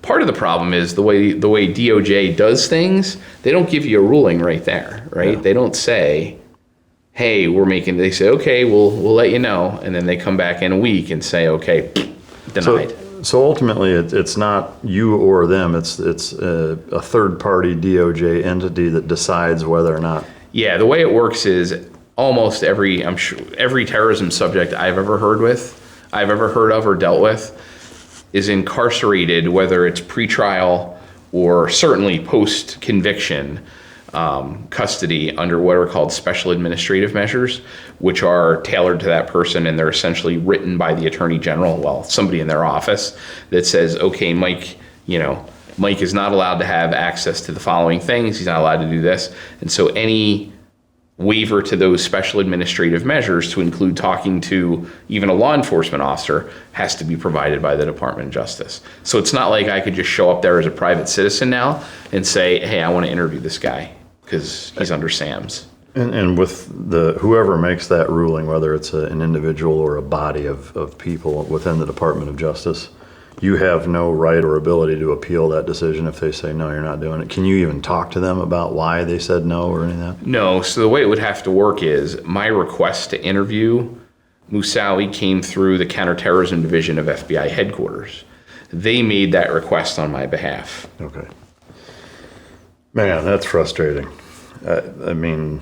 If you want to work any violation of consequence in the federal system, and certainly in the FBI, you are going to be in for a significant amount of frustration. We haven't even talked about cases, and we probably won't because I didn't have very many of these, where you spend 6 months investigating it, and then you bring the evidence to a U.S. attorney in their office, and they say, we're not charging it. I mean, you want to talk about frustration. You have a criminal, a subject, that you have informants or a wiretap or surveillance that you've done yourself, or something that says, hey, that guy's laundering money or that guy's robbing a bank. And for whatever reason, the prosecutor that you're assigned to work with isn't going to charge it. They're not feeling it. That happens every day. Really? Yes. Yeah. And there's no understanding on your end as to the why. Well, the prosecutors are in charge, right? They get to decide what goes to court. And you as a street agent, a street agent has the ability to escalate that, but every FBI agent who's going to be listening to this podcast is going to be able to tell you as many stories of righteous cases that they brought that didn't get charged. It makes me want to go break the law. Well, you're really, gambling at that point. Yeah. Is there any rhyme or reason from your experience as to what would cause them to say, Well, I mean, so a lot of times they have good, reasonable minds will differ, but a lot of times they have good reason. You know, there might not be enough evidence. It might not be the threshold. It might not be politically expedient. You know, I don't know how many judicial districts there are in the country, but at the head of every United States attorney's office is a political appointee, right? There's some lawyer right now, I don't know where we are, the District of Central Texas or wherever we are, there's some United States attorney is sitting in their office in Dallas who got appointed by the president and who takes orders from the attorney general and then who passes down those orders to line AUSAs in their office. And those people are following orders. They're following what they're told. So is the hypothetical of, because of the hierarchy right now, where whoever that person is for where we're at right now, there's a case that comes up, Bondi calls them and says, hey, case with so-and-so, just let that one slide. Okay, that happens all the time? It can, yeah. Wow. And, you know, the U.S. attorney, if they feel strongly enough and they don't care about offending their boss, can say back to the attorney general, no, I think it should be prosecuted, and they fight it out. But yeah, it can happen all the time. We had cases like that in our district for sure, where we would take a case over to the U.S. attorney's office and for whatever reason, they weren't charging it. They're wise FBI agents, wise federal agents of any agency know you seldom, if ever, win a fight with the U.S. attorney's office. Seldom, if ever. I've never heard of it. I've never heard of an AUSA and an agent clashing and the agent prevailing. Yeah. God bless America. All right, guys, listen up for a second. Fall's here, and whether I'm training dogs, recording back-to-back podcasts, or working outside, one thing is guaranteed, and that is sweat happens. If you're like me, you're not into the fake cologne cloud deodorants that just cover up odor. That's where Mando Deodorant Plus Sweat Control comes in. Now, full disclosure, Mando sent me these products for free to try out for my honest opinion, and after using them for a few weeks, I am impressed. I didn't think a deodorant would make a noticeable difference, but it absolutely did. One swipe and I am good. I stay dry, there's no pit stains, no overpowering scent, and it actually stops odor before it starts. Now here's what I like most. It's clinical strength, which is up to 2 times better at controlling sweat than the standard stuff. It gives up to 72 hours of sweat and odor control, and studies show it can reduce underarm sweat by a staggering 92%. It's made with premium ingredients like gentle mandelic acid, so you stay fresh and dry without all the harsh junk. And it's 1 stick, 2 jobs, odor and sweat control. It's simple, effective, and it's no nonsense. Now, if you're new to Mando, their starter pack is the solid way to go. You'll get the solid stick deodorant, the cream tube deodorant, 2 free extras like the mini body wash or wipes, and free shipping. Mando's starter pack is perfect for those new customers. It comes with a solid stick deodorant, cream tube deodorant, 2 free products of your choice like the mini body wash and deodorant wipes, and free shipping. And as a special offer for my listeners, new customers are going to get 20% off site-wide with our exclusive code.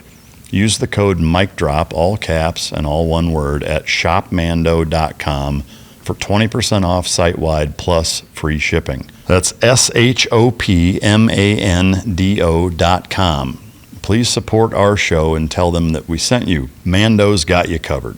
With deodorant plus sweat control, you can say goodbye to sweat stains and hello to long-lasting freshness. All right, so I feel like we've gotten the full tale of the kite that is Moussaoui to full kind of explanation. Taking a few steps back, obviously you spent a number of years post 9/11. Outside of the Moussaoui case, did you stay in Minneapolis most of your career? Whole career. The whole career. Can you walk us through the rest of your career, give us kind of the highlights of different things that you did and talk about what's important? Sure. In the summer of 2003, we had our next big case. That's going to be the subject of my second book, which should come out hopefully later this year or early next year. We had a case on a subject named Mohammed Warsami, less famous than Moussaoui, but he was a guy living in the Twin Cities. We heard from another agency in the intelligence community that this guy was connected to Al-Qaeda's anthrax network that was in Afghanistan before 9/11, before DOD went in there and kicked them all out or killed them. Enter crop dusters. Yeah. And so this guy was connected to a bunch of biochemists from Al-Qaeda, students and graduates who were working on anthrax. And now he's in Minnesota. Now he's in Minneapolis, in the Twin Cities. And so we had been through the Moussaoui experience a couple years earlier. We were not taking no for an answer. We were going to run this case aggressively. We were going to do what we saw fit. If I was worried about airliners in 2001, I'm really worried about anthrax in 2003, right? I mean, how many people can you kill with anthrax? I don't know, but it's a lot. Yeah, right. So we're worried. We follow this guy around. We're doing the full court press. Every technique that the FBI can do, we use. And that goes on for a few months. And then one day I'm flying a surveillance with a guy. So no FBI office, very few FBI offices can do 24/7 surveillance without outside help. And so we bring in some outside help. We start rotating teams in from other offices so that they can come and give us help. One of the teams brings a pilot, and because he's not familiar with the airspace, we're flying together. He's an old senior guy. He doesn't realize I'm the case agent on the case, so I'm giving him the brief while we're airborne. I'm telling him, this guy's an anthrax guy, everything I told you. Anthrax guy connected to these biochemistry guys, and he's like, yeah, that sounds good, but I didn't hear how you're wrapping this case up. And I'm like, yeah, we don't know. We're going to keep following him until something breaks. And he's like, but he still could carry out an attack while you're following him. So, I'm like, holy shit, yeah. I mean, we thought of that, but hearing somebody else say it gave it more credence. More urgency. And so the decision was, we're going to do what FBI agents have been doing since 1908 with the founding of the organization. We're going to ring the guy's doorbell and get him to make a confession. So that's what we did. One December day, December 8th, 2003, we go up to his apartment. We get him to the door, and we're like, hey, we're doing interviews on people with interesting backgrounds. You're one of them. Let's talk. He gets the immediate dry mouth. He starts sweating. We're being very nice and disarming, and we're like, hey, it's no big deal. We get him to start making admissions. Yep, I was in Afghanistan. I trained at some camps. So we're saying, we had this all pre-planned. We're like, how about we go somewhere, we take you with us, purely voluntary, and you come talk to us about your experiences and help us understand the divide between Al-Qaeda and the United States. He agrees. We take him up to Camp Ripley, which is an Army base, a National Guard base, about 2 hours, hour and a half north of the cities. And for 2 days, we interview him all about his experiences. He doesn't give freely, he doesn't tell us everything, but we get quite a bit out of him. He does what a lot of terrorists do when they're finally caught and they start interviewing. Everything is a series of misunderstandings and coincidences. He thought he could live in an Islamic utopia that was Afghanistan in 2000, and so he just bumbles his way to Afghanistan and ends up in a terrorist training camp. And then a second terrorist training camp. Somehow that second terrorist training camp comes about because the first one they weren't sending him to fight. So he goes to the second one where he can fight. I'm not here to fight, but you did fight. Yeah, but I didn't want to. Well, you went to one training camp, you went to the next training camp. Who was in charge of the second training camp? Oh, Bin Laden. It was his camp. So how do you know it was Bin Laden's camp? Oh, we saw him there all the time. He ate with us, he talked to us. So this guy spends 2 days telling us, it's not bad guys against good guys. It's good guys against good guys. They're just like us. They're good people. So we get him to make a bunch of admissions. When we start getting to the anthrax and to the things we care about, that's where he pulls back and he won't talk. And so we arrest him. And, he ends up having to run up to a trial. And then he ultimately pleads guilty himself, ends up getting time served. He ends up, a little bit more than time served. I want to say he ends up serving a total of 7 years, 6 years, and then we deport him back to Canada. Interesting thing about this guy, when we sent him back to Canada, we warned the Canadians and said, hey, we arrested this guy down here. He's a Canadian citizen, really bad guy connected to Al-Qaeda. We didn't hear a peep. About 2 months ago, they rearrested him. Just now. I mean, I'm an old man. I'm long retired. They arrested him on terrorism charges up there again. Any idea in what context? Yeah, he made a threat that he told someone he wanted to get a weapon and kill a bunch of people. Wow. If you take a look at my LinkedIn profile, I actually posted the news story on there. Yeah. But interestingly, he, 21 years later, he's still a problem. Yeah. Did you guys uncover any correlation or relationship between his anthrax and biochemist relationships and crop duster stuff? Was there any?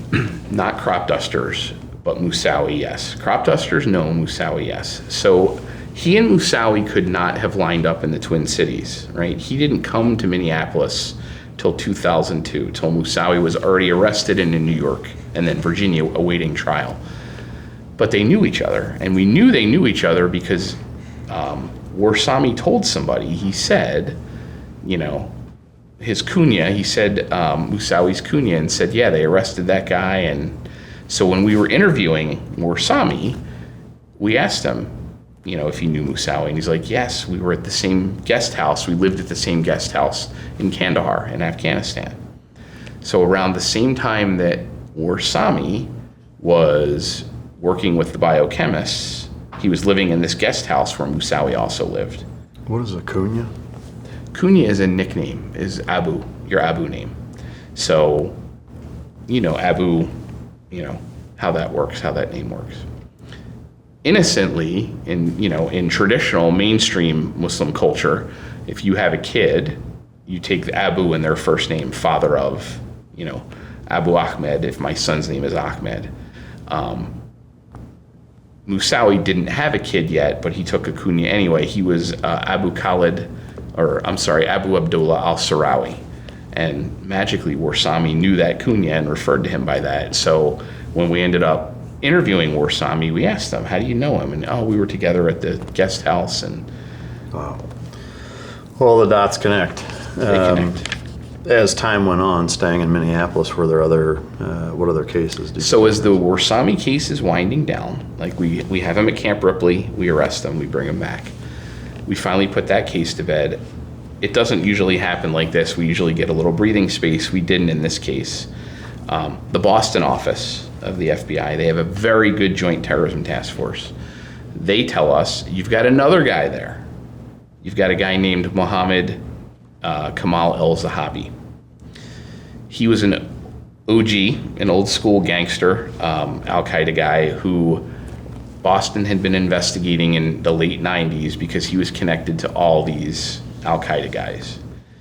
Boston had not seen El-Zahabi in a couple years, and they were getting ready to close their case. They assumed he'd gone overseas before 9/11 to fight. Some very alert intelligence analyst in Boston ran a credit report on El-Zahabi just to be safe. And sure enough, he had credit headers in Minneapolis. Lucky us.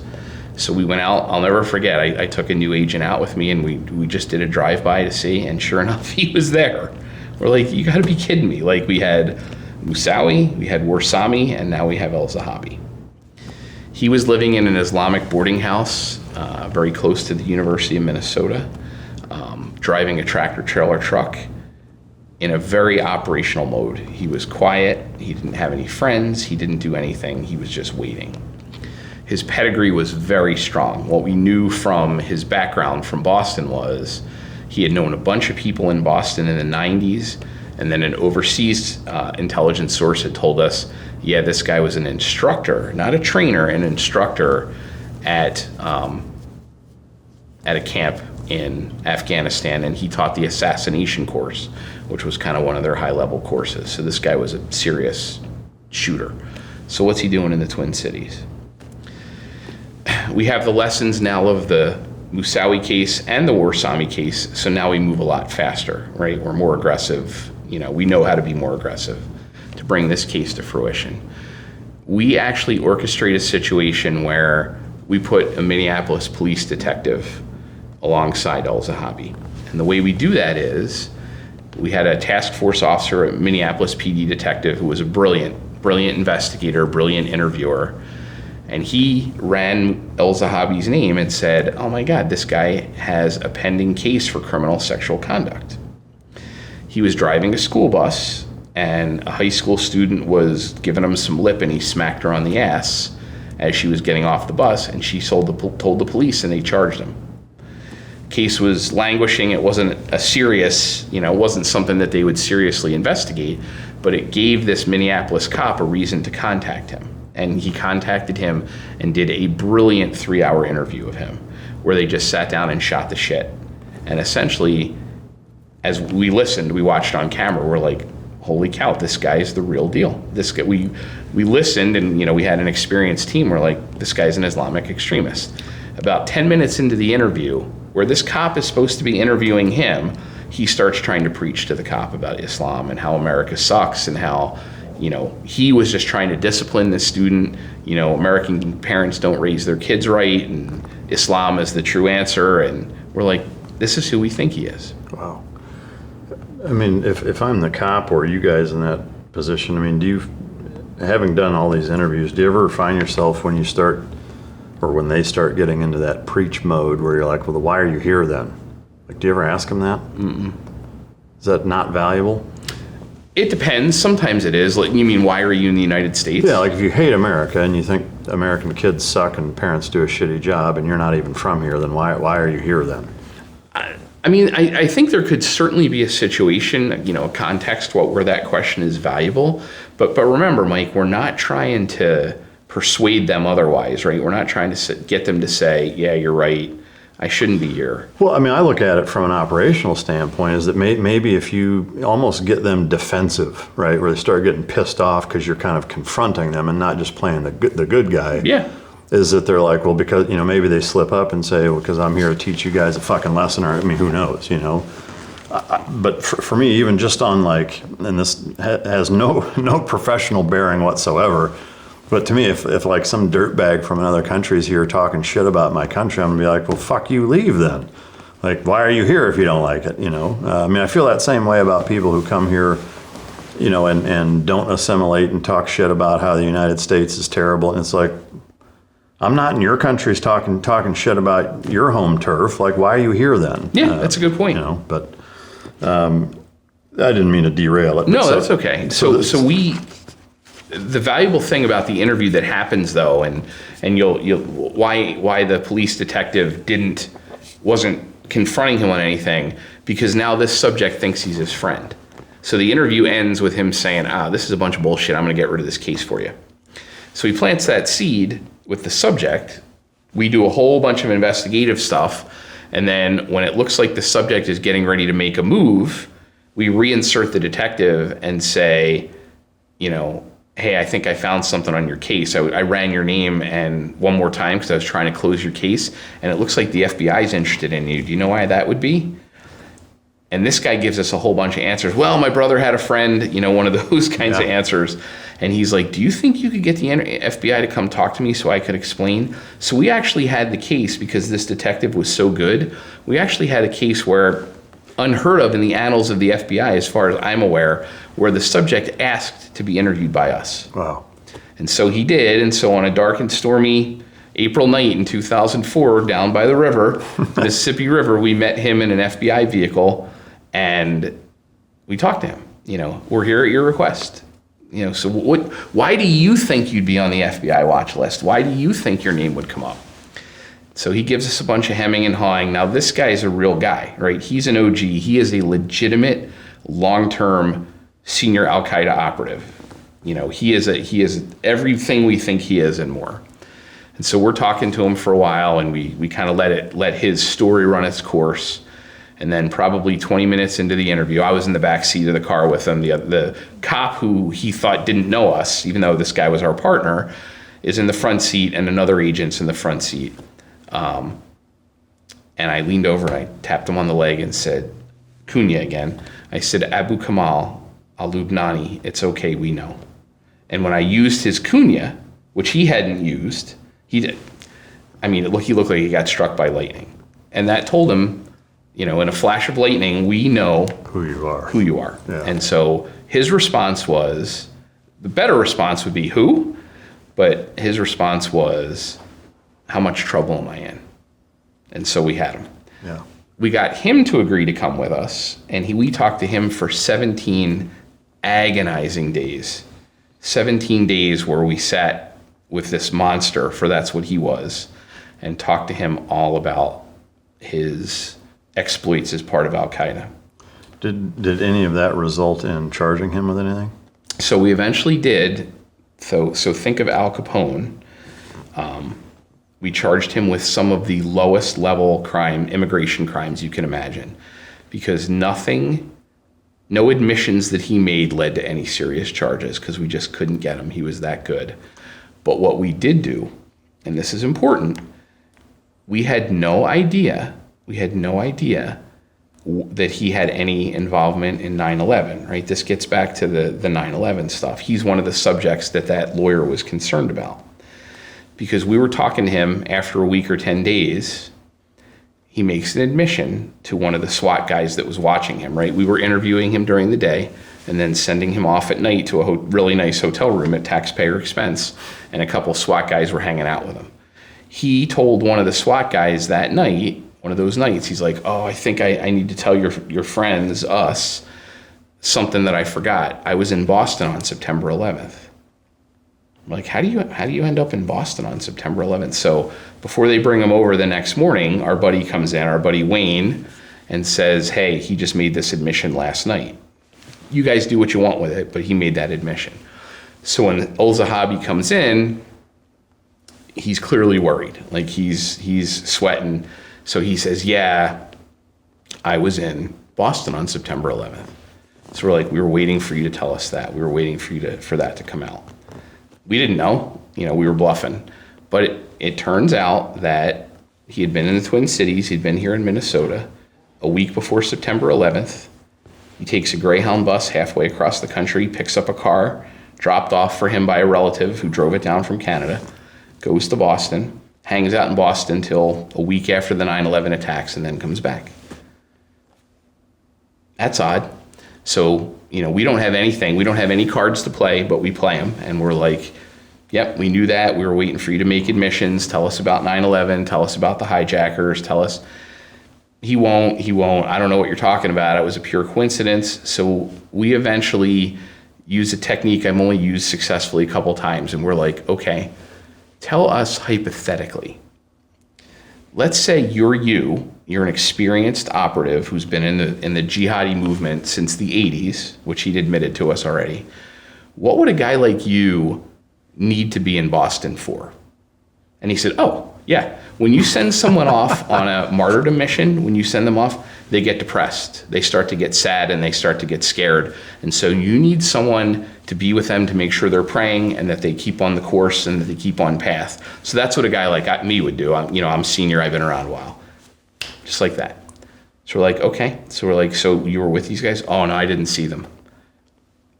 You didn't see them or you've never met them? Well, I didn't see them and I've never met them. So when we would transition to tell us some hypothetical stories, we don't need you to make any admissions, but what would you do? Boy, he had the answers. That seems baffling to me that a guy who's that dedicated for that long would fall for something like that.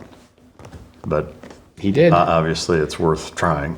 So here's what we said to him in this meeting. We said the 9/11 hijackers are the most investigated subjects in the history of the FBI. After the attacks, while you were hanging out in Boston, what you don't realize is FBI agents fanned out across that city and got videotape of every single hijacker. If they used a credit card, if they used a passport, anywhere they went that we can trace, we pulled the video. Are we going to find you on any of those videos? You know what he said? He said, if you do, bring it and show it to me and then we'll talk about it. He didn't say no. He didn't say if I said to you, I think you were hanging out with Muhammad Atta right before the 9/11 attacks, he would say, fuck no. Are you worried that I might find video of you? Nope. You wouldn't say, well, if you find the video, I'll tell you then. Yeah. So Eventually, he stops cooperating. He gets arrested. We go to DC. We get all of those videotapes. And I want to say there were like 80 of them. And we start watching them. We have to go out to the film and video unit at Quantico because there's so many different players. It's the only place where we had access to that they had. And these film and video guys are like, oh, that's a beta, that's a this. They could tell us. We were putting them in the machines. Third day, we find a videotape of the Milner Hotel in Boston where Mohammed Atta stayed 2 nights before the 9/11 attack, and some of the other hijackers stayed there the night before the attack. We're watching the video, the 3 of us, the Minneapolis cop, the other agent and myself, the people that spent the most time with Al-Zahabi. You know, we're on day 3 of this now, right? So we're getting pretty like, yeah. And here he comes, walks right across the lobby of the Milner Hotel. We're like, what? What? There he is. We roll it back. We watch the whole 5-7 minute segment. What we think is happening, I'll just cut to the chase. What we think is happening is some of the hijackers are leaving that morning, including Mohammed Atta, who was leaving. He didn't stay there the night before because he drove up to Maine and then flew down the next day. We think that Al-Zahabi is doing a security sweep of the lobby for him. He comes down from the rooms, he comes down the steps, walks over to the door, looks out the front door, is looking around, then comes back. Atta comes down the steps. They have a very awkward, like, oh, I don't know you. I don't, like, they kind of come face to face. They don't mean to. They go around the corner, so they're almost out of view of the videotape, except that we could see in the mirror that the 2 of them are talking. They stand there talking for a minute, and then Mohammed Atta leaves, and then Al-Zahabi goes and watches him, and then goes back upstairs. Wow. So Al-Zahabi, we charge him, you asked what we charged him with. We ended up only charging him with immigration violations, but he goes to trial. We eventually get a conviction, and he's getting ready to be deported. He's a citizen of Lebanon, so we're going to deport him to Lebanon. We're talking to his defense attorney, who's one of these guys that's pretty friendly with the government. He's a nice guy. I've faced him in a bunch of cases. You know, he's a straight shooter. He does a good job. And we say, would you watch the video? We show him the video. We say, would you ask him if he wants to see the video now? He told us to show him. And he comes back to us and says he doesn't want to see the video. Like, if I told you there was a video of you with Adolf Hitler, you'd say, I want to see the video. If I told you there was a video of you with Mohammed Atta, you'd say, show me that. That's bullshit. That's a lie. His response was, I don't want to see it. I don't need to see it. So his lawyer then says to us, oh, I think it's him for sure. It's definitely him. And I'm like, how could you make that admission? He's like, I'm not representing him on 9/11. I just represented him on the immigration charges. It's like, but it's definitely him. Couldn't do anything? Couldn't do anything. So there's nothing you can charge him with hanging out with the guy prior to? Well, it's not a co-conspirator? We could have. The Pen Bomb team could have, but we didn't discover this till 2004, long after they drew the box. Remember I told you they drew a box around it? So there's one more thing that's going to make them look bad that they missed or whatever. And that guy was deported to Lebanon, and I'm sure he's perfectly happy and living today. Yeah. No, obviously no idea where he's at or what he's doing. Yeah. No, and if you want to talk about, you know, when I keel over at a premature age and die, it's going to be all these tension, all these things. Yeah. How do you kind of reconcile that and compartmentalize it, or can't you? The answer is compartmentalize it. Yeah. I just try not to think about it. Yeah. I mean, like writing the book has, and I don't want to be over dramatic. Like we're who we are, right? Like, you know, you don't cry unless your dog dies, like things like that. But I'm telling you, writing the book has been like the worst ripping off the scab, ripping off the, you know, the Band-Aid of anything, because having to go back and then read it and then reread it and then rewrite it, and then your editor says proof it and I reproof it. That's been tough. So nothing cathartic about it at all? No. The exact opposite? No, in fact, I noticed the other day, because I just finished proofing the first book, which is like I said, coming out, and I'm like, I'm feeling the same, like as I'm reading these events, I'm feeling like the same angst. Visited Ground Zero, right? I'm feeling the same angst. Have you ever, or does the FBI have you see psychologists or anything to to address any of that stuff? So they offer it. They have an EAP, Employee Assistance Program, which the whole federal government does. They have peer counselors. There's a 9/11 support group for retired people because everybody's retired now. I don't really do any of that stuff, but they have it. Have you thought about doing it? I have. I've thought about it. To me, it doesn't sound like you have anything to lose. Right. You know, I mean, if it's not debilitating.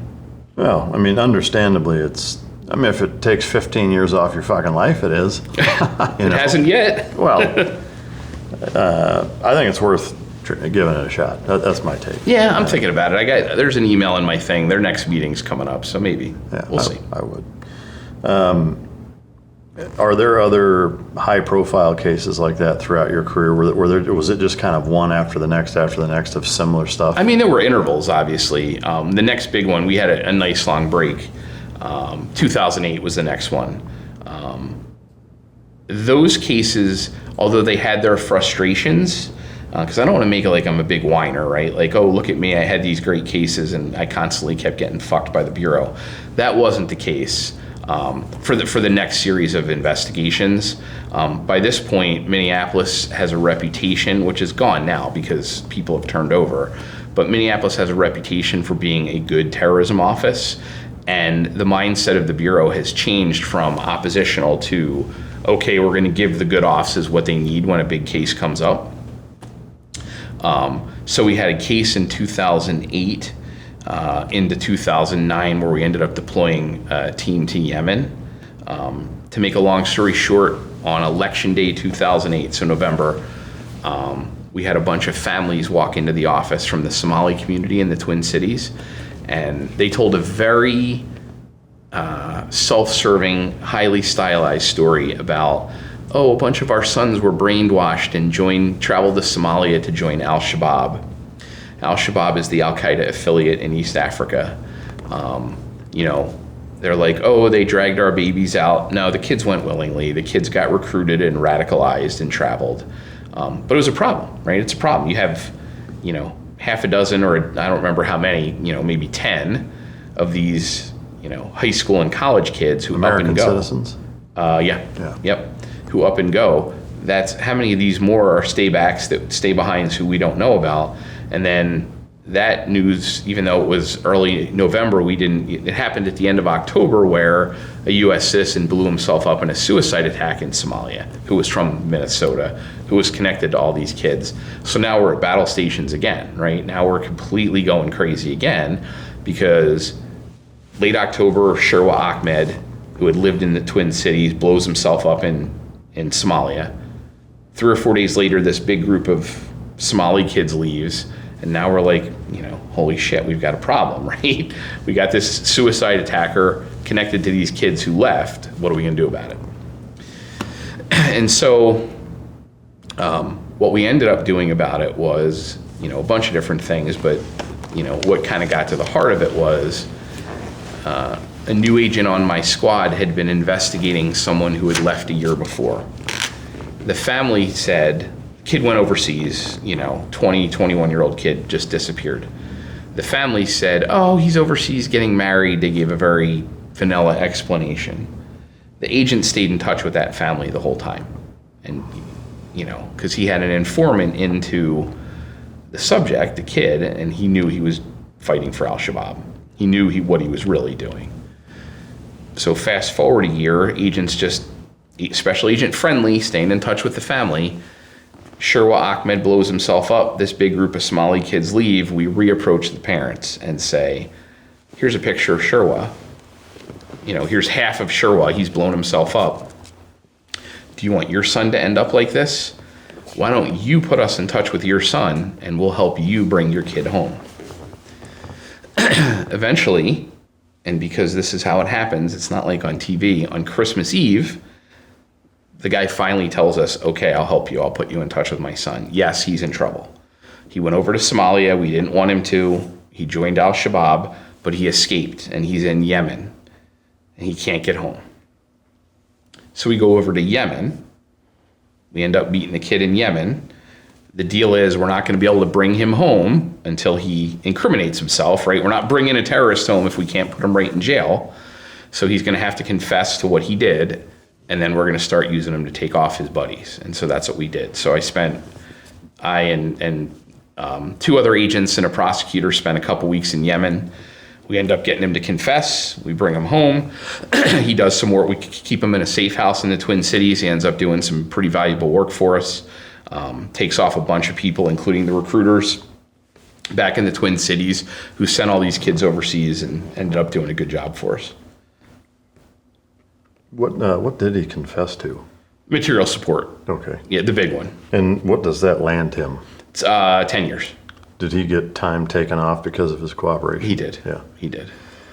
I'm curious. I mean, spending your entire career in the Twin Cities. I mean, I grew up not far from there. I haven't spent a ton of time there, but it seems like, and correct me if I'm wrong, but that there's almost a Dearborn, Michigan-like pocket of Somali and East African or Arabian Peninsula sympathetic, like Muslim extremist sympathizer. It seems like there's a big community of that there. Do you know why the Twin Cities? I don't know. I've been asked that many times, and it's interesting. We've had a couple cases, where a major portion of the JTTF has had to deploy to other locations where there's Somalis, like Duluth, for example. I don't know if you know way up north. Yeah, I don't know if you know the geography, but it's only a couple hours, not even. It's like an hour and a half from the Twin Cities. That community, in terms of numbers of Somalis, looks exactly the same, but it's not extremist. Same with Seattle. They have some extremists, lots of Somalis in Seattle, but not extremist. Yeah. San Diego has some Somalis, but not extremist. But for whatever reason, there's always a strong center of gravity of Islamic extremist Somalis in the Twin Cities. I'm not an expert on this. I don't know for sure why. If I had to guess, I would say it's because of the factor that governs everything in Somali life, which is tribalism. And so it might just be that the tribes that have settled in the Twin Cities are the ones that have the most extremists. But the Twin Cities has got plenty of them. Is that Ilhan Omar's district? Correct. Yeah. Which I assume is a big reason why she's where she's at and continues to be. Yes. Minnesota is kind of a strange state to me in that obviously it's a part of the Midwest, but it seems way more liberal than the rest of the Midwest. Do you have any idea why? Just the cities, just Minneapolis and St. Paul. Minneapolis in particular, very, very liberal, progressive. I don't know why, but it's pronounced. Like you drive in, you walk around on any summer or winter's day in downtown Minneapolis, and it's obvious. You can just tell from looking at the people that it's different. It's different from really any other city anywhere in the country I've been. And even if you just go across the river to St. Paul, there's a progressive feeling in St. Paul, but it's not, extraordinarily liberal like. Yeah. All right, so that was in 2008. What year did you retire? 2020. Okay. So in the 12 years between that case and when you retired, is there a case that stands out as being the most worth sharing, or maybe there's more than one? Obviously, that's a long period. I'm not trying to condense your entire career, but there's a lot of other stuff, and I know you got a plane to catch. So there's a couple of interesting ones. 2008 was the first wave of Somali youth that traveled. They traveled to Somalia to join Al-Shabaab to fight against Ethiopia. 7 years later, actually earlier than that, like 2013, so 5 years later, culminated in 2015, a second wave went to Syria to join the Islamic State. I won't say I understand why either wave went, but I do understand the propaganda, how the propaganda for the first wave worked better. The bad guys were telling the Somali youth, hey, this is the land of your fathers. You got to grow up in America. You got to live the good life. Now the Ethiopians have invaded Somalia. You need to come home and defend the land of your fathers. Again, it's Al-Qaeda. I don't get it. It's not supposed to make sense. Right. Yeah, right. Good point. Yeah. I understand the Syria thing a lot less. So 5 years later, the same kind of mindset of people, the same extremists, including family members, younger brothers of the older siblings who went in 2008-9 now go to join Islamic State in Syria. I don't know how they made the argument, except we know what the Islamic State said, that, oh, you're going to get all the women you want and candy, and, this is a great life, and we're living the Sharia, And so those folks went, and so we had a second wave, and we did some very creative, it wasn't my case, I was more in a kind of senior advisory status, but I was helping run sources that penetrated this group, but we did some very creative source work and got into the group. One of the things that we did that was really noteworthy, I think, from a counterterrorism perspective is we made sure, so we had a group that had left, that had traveled to Syria, and we had a group that we knew was trying to travel to Syria that were still in the Twin Cities. And we made sure we went and interviewed all of those subjects. If we could orchestrate it, we did it in the presence of their parents, and we were recording the interviews without them realizing it, where we were spending, as long as they would listen, telling them, hey, listen, we want the best for you. We don't want you to get in trouble. If you go overseas and you join a group like the Islamic State, the best thing that can happen to you is that you get arrested and go to prison. You're more likely to die a horrible death. We went through all these things, and, every one of them was like, I don't know what you're talking about, man. I don't know. And then as we caught them trying to leave, when we played those audio tapes at their trial, it was devastating. Like, I'm on the witness stand, and the prosecution is playing a tape of me explaining to this defendant who got caught trying to go to Syria that we know don't go to Syria. And so the judge did not have much sympathy for them. And so some of those subjects got 35 years. Oh, wow. So what is the charge on that one? Material support. Yeah. So there can be a wide range of sentencing for material support. And also, yeah, and they also hit some of them with conspiracy to commit murder overseas. Wow. I mean, I'm sure you know, because you're in the business, the Islamic State was not shy about propagandizing and showing the videos of what exactly they were doing to, Oh, yeah. And so these subjects, this group of subjects were, with our informant right in the middle of all of them, were sharing around these videos. And so when we played these for the jury and the judge, and it's like, yeah, we're going to get to do that when we go over there. We're going to get to cut guys' heads off with knives. We're going to get to rape women, and we're going to get to shoot infidels, and it's kind of hard to argue that. Get for the defense to get any sympathy for the defendants. Wow. Would you say that synopsizes your time between 08 and 20? Yes, that, and I don't remember what year it was, 2010, 2011. At some point, I moved off the investigative squads, and I moved probably around 2010. I moved on to a human intelligence squad. And so my job transitioned from, instead of my being the case agent like I described on the Moussaoui investigation, where my name went on the folder and I was the guy, to on the human squad, my job was just to recruit and run sources, human sources. Yeah. Is that more closed-lipped in terms of what you can share about that? Yeah. Because of it still goes on. And yeah. Of all the people that you interviewed, specific to threats against America or, chilling statements, we'll say, is there a statement that stands out from everybody you've ever interviewed that is the most chilling when you heard them say it? I can't tell you a specific statement, but in terms of the person who was the most chilling, by far was Al-Zahabi, was the guy who said, if you find the video of me with the hijackers, come back. What was it about him that was so chilling? He talked about his time fighting for Al-Qaeda on the battlefields of Afghanistan and Chechnya, and shepherding the 9/11 hijackers around like you would talk about your time in the military, or I would talk about my time in the military. He was proud of it. He was, he attempted to minimize it. Like, he would say, like, not me, man. I was a little guy. I wasn't a commander. But then he would talk about ambushes that he led, and how, a Soviet convoy in Chechnya, and how they took out the first vehicle and the last vehicle, and then they, picked off the vehicles in the middle. And it was really interesting hearing it from the enemy's perspective, and just, even though he didn't want, he obviously those admissions were potentially dangerous to him, but he was comfortable talking about Chechnya because he didn't, he wasn't worried about us, sharing with the Russians. And so he really talked about that. And it was exactly like I would imagine you would tell a story, about being in naval special warfare. It was like I would tell a story about, being in the Navy. Yeah. And it's like, don't these guys realize how bad they are? No, of course not. Yeah. They don't. Everybody thinks they're the good guy. Everybody thinks they're the good guys. Or most people think they're the good guys. I guess there's some people that revel in being the bad guy. But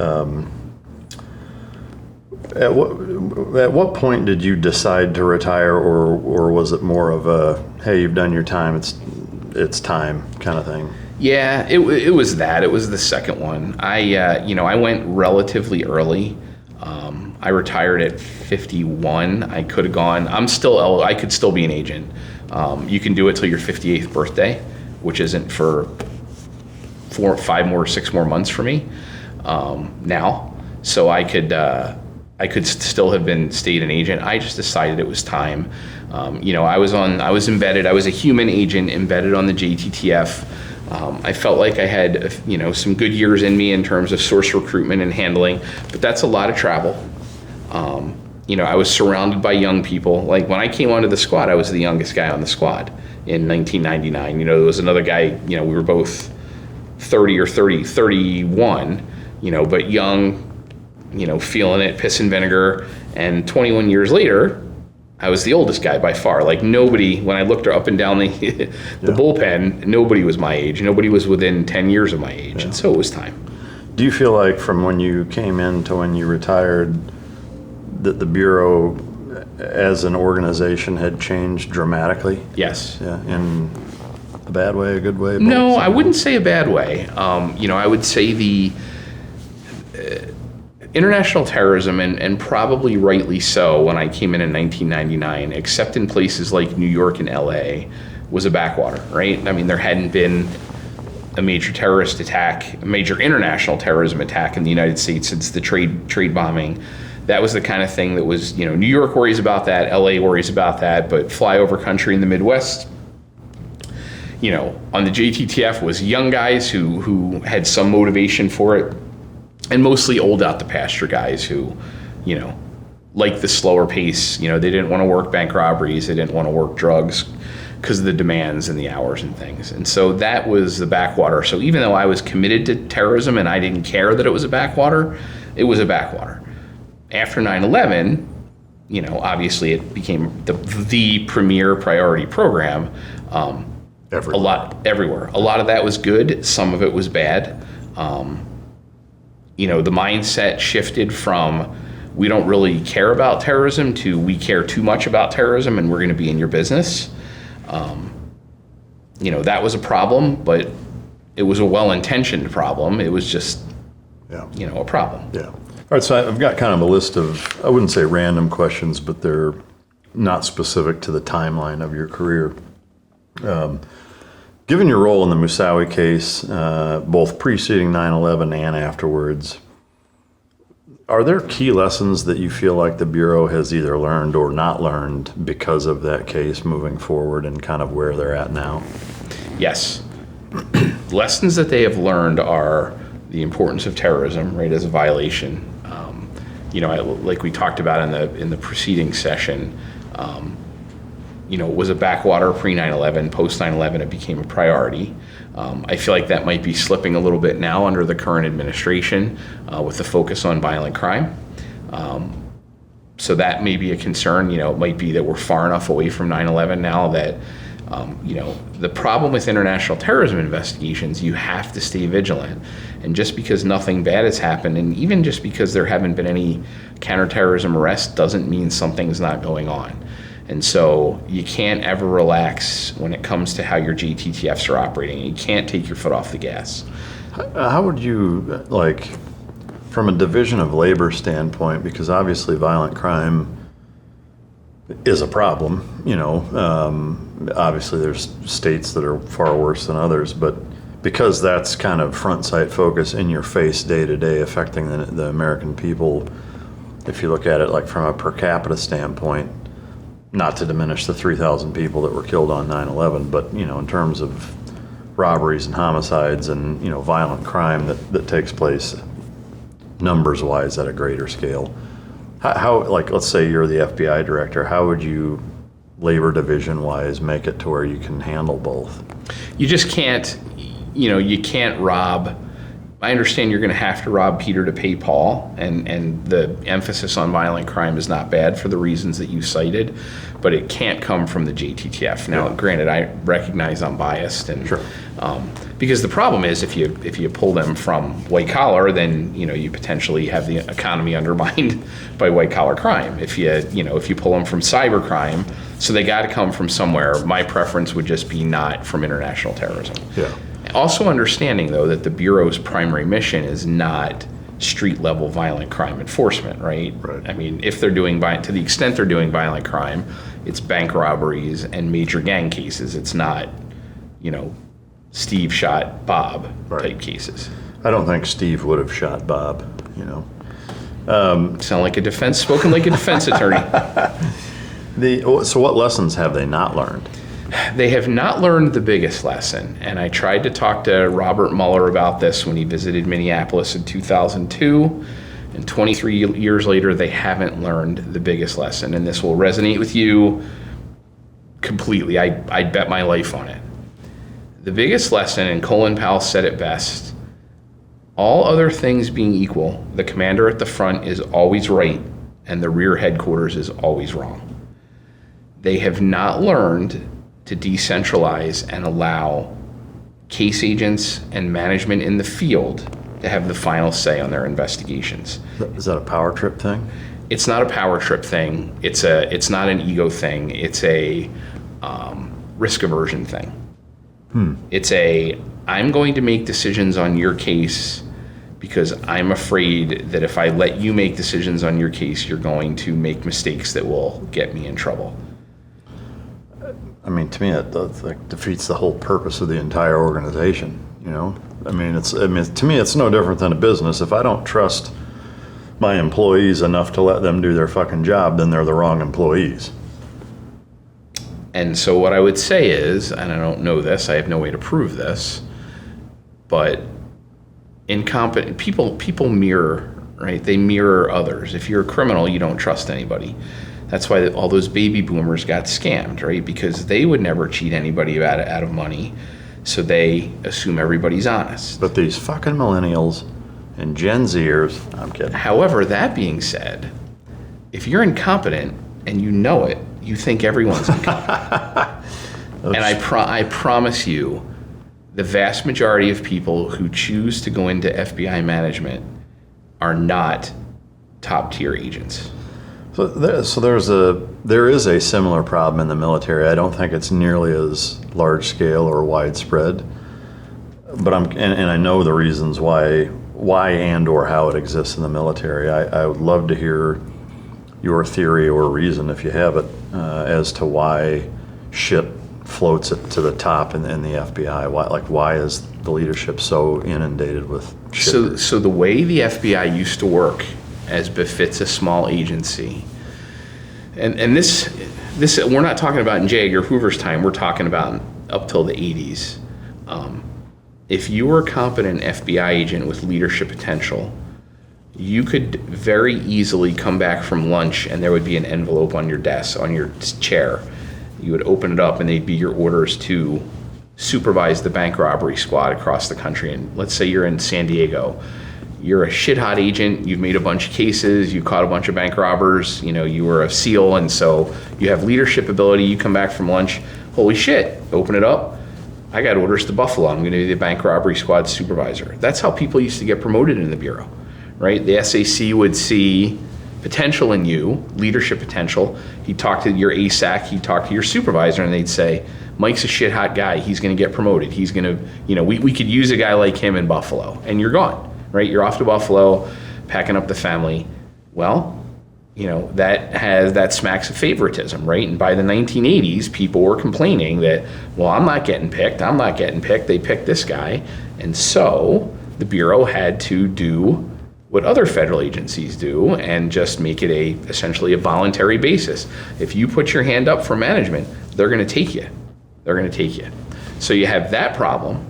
Right? It's a club that anyone can get in anytime. And then you have the problem that if they move you into management, they pay you more money, and you don't have investigative responsibilities anymore, right? As an agent, as a GS-13 agent on a squad, I have to carry a caseload. I have to carry a certain number of sources. I have to stand complaint duty as duty agent. And I'm in Minnesota, right? If there's, a reason to get called out, I have to walk around in the cold, looking for evidence in the woods or doing God knows what. If I go to be a supervisor, I'm sitting in an office, I'm getting GS 14 or 15 pay. I don't have cases, I don't have sources. So the detritus rises to the top in that situation. So instead of seeing other people getting promoted and looking inward saying, what am I doing wrong? It's let me put my hand up and whine about it.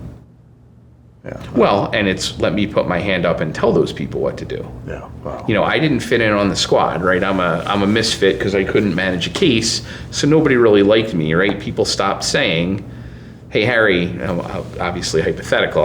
Maybe they didn't like me, but I think they like me.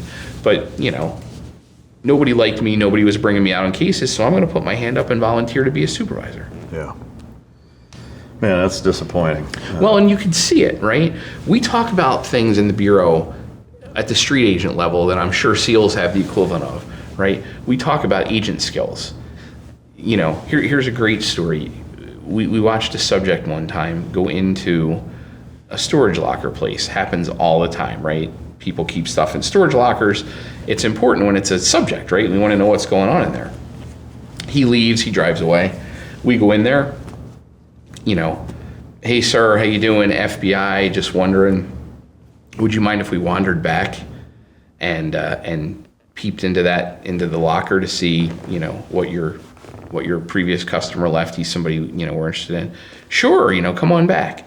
But what if he's like, "Oh, do you have a warrant? I don't need to show you." "No, you're right." And then use your agent skills. You talk your way back there, right? You show up at a crime scene. I was in a shooting scene in South Minneapolis one time. Cops, were trying to clear the sidewalk. I'm in plain clothes, but I want to take pictures of the convenience store where everybody just spilled out of. And so I need to use my agent skills to get the cop to help me. He doesn't work for me. He doesn't, "Hey, here's who I am. I'm with the Bureau. Can you help me?" "Oh yeah." He gets everybody this cop got everybody lined up for me perfectly. And he's like, everybody faced like they didn't know what they were doing, but I got pictures of everybody. Agent skills. You use your agent skills. People who end up in management often are very deficient in those agent skills. Yeah, man. Well, so with that, if you look at, say, the last 10 years of the FBI, the different directors, the turmoil that's been involved with, say, going back to leading up to the 2016 election and all of the shitstorm surrounding that.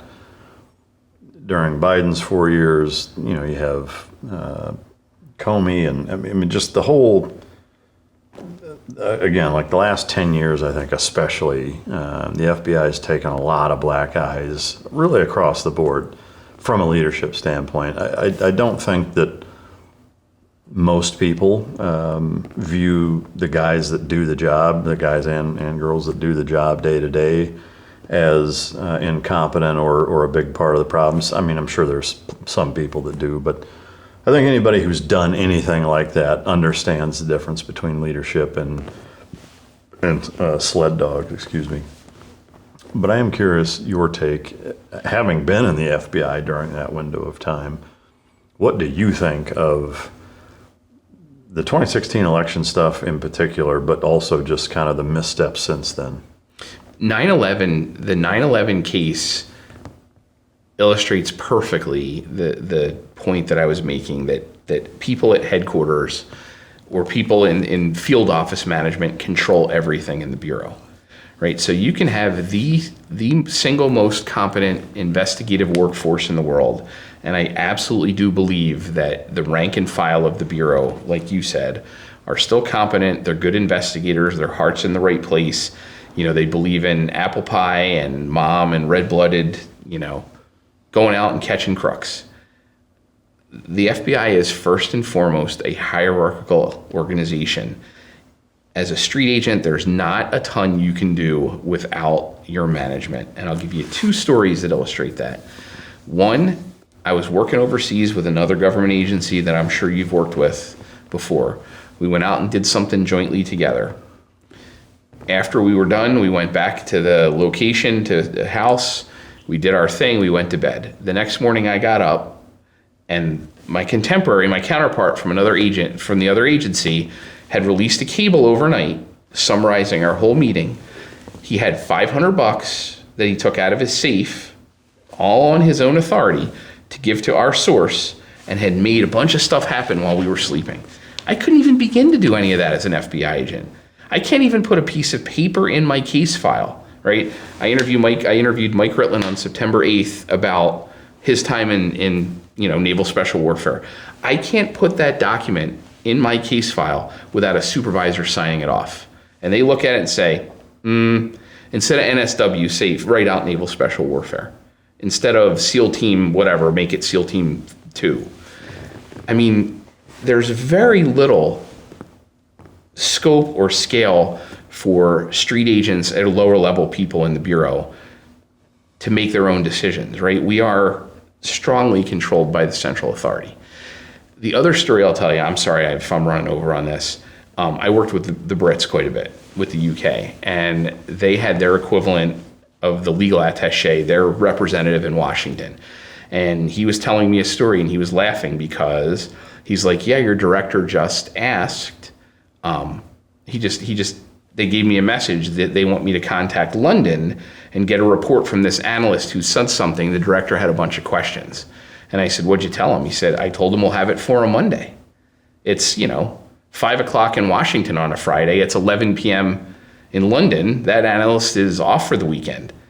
And they got all mad because he wouldn't call the analyst in. And the guy's like, we wouldn't call our analyst in for our own director. We're certainly not going to call him in for your director. And he said, when you come over to the United States and you're going to be working with the FBI, you think, God, they're cowboys and they're American. And he goes, you guys have to do everything they tell you. And it's true. Did you come up with any guys, the entire span of your career when you're a field agent? Is that the right word? Street agent. Agent. Any of those guys that you've known or worked with along the way, are any of them now in leadership positions that are part of that problem? Quite a few. I would say that the ones who chose to move into management did not allow themselves to be part of the problem. Guys I worked, hardcore, no kidding, I'll use I hate the term, I won't use it, no kidding CT cases who really did the right thing as street agents, tried to do the right thing all the way up. A lot of those guys capped out, a lot of those guys topped out early. They have to let you in the door of the club, but they don't have to keep promoting you. And so I can attest that there's a couple in particular who never got their own offices, never got to be SACs, who are easily the most skilled CT practitioners, and neither one of those guys got their office. Remember the Abu Kamal al-Lubnani story I told you about? The agent who was the case agent on that, who was sitting in the right front, the driver's side of the car, he wanted his own office and got capped out as a GS-15. They would not promote him. When you say they, do they have any self-awareness whatsoever that they're shitbags and that they're stifling good agents doing the things that they're supposed to be doing? Some of them do. So what I will say is the ones, so here's an interesting phenomenon, and I've thought about this a lot because as I'm getting older, I'm thinking more about leadership, right? And so you as an enlisted SEAL and me as a street agent for our entire career, I feel very confident that even now, but certainly when you were on active duty, that you would be self-policing. And that if you saw, another guy in your platoon who was fucked up, you and your buddies would fix him immediately.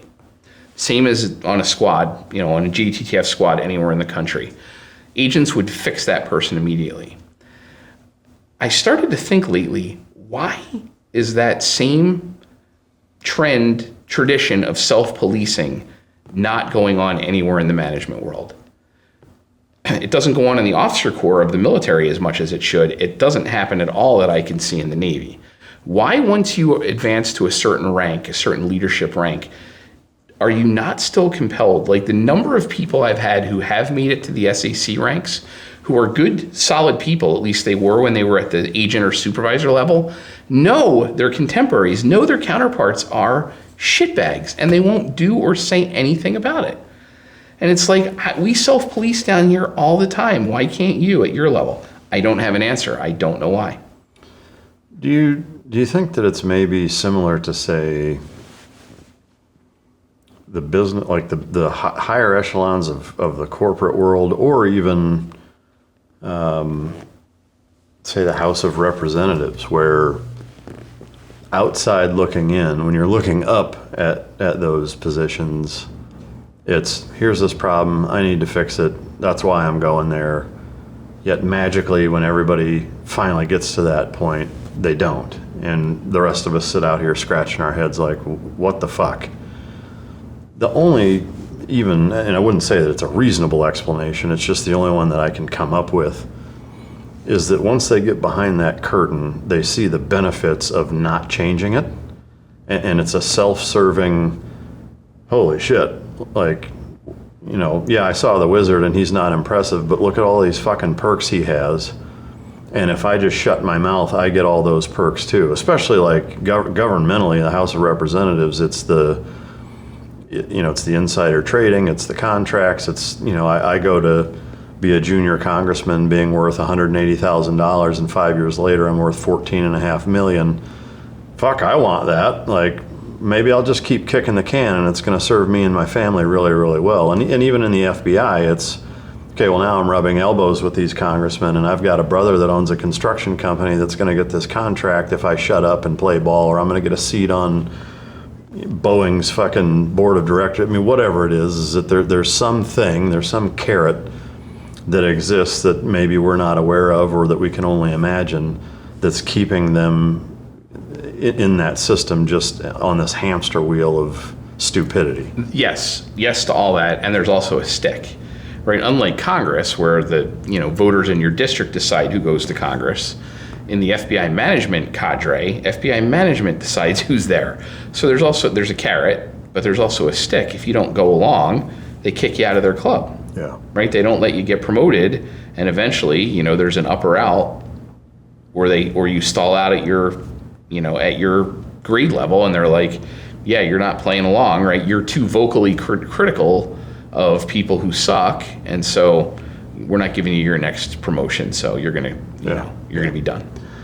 What do you think of Comey? What did you think of Comey while you technically worked for him, and what do you think of him now? Comey was, when he came in, the great hope. Euphoria is a strong term, but I was very excited when he came in. Cracks started appearing in the armor pretty quick.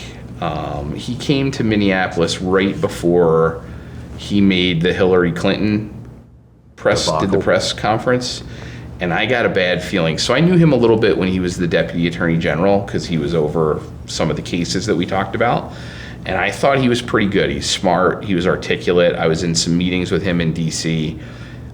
When he came to Minneapolis, he remembered me, but he met with all of us, and I got a bad feeling. I couldn't tell you why, but he didn't seem like the same guy I thought he was.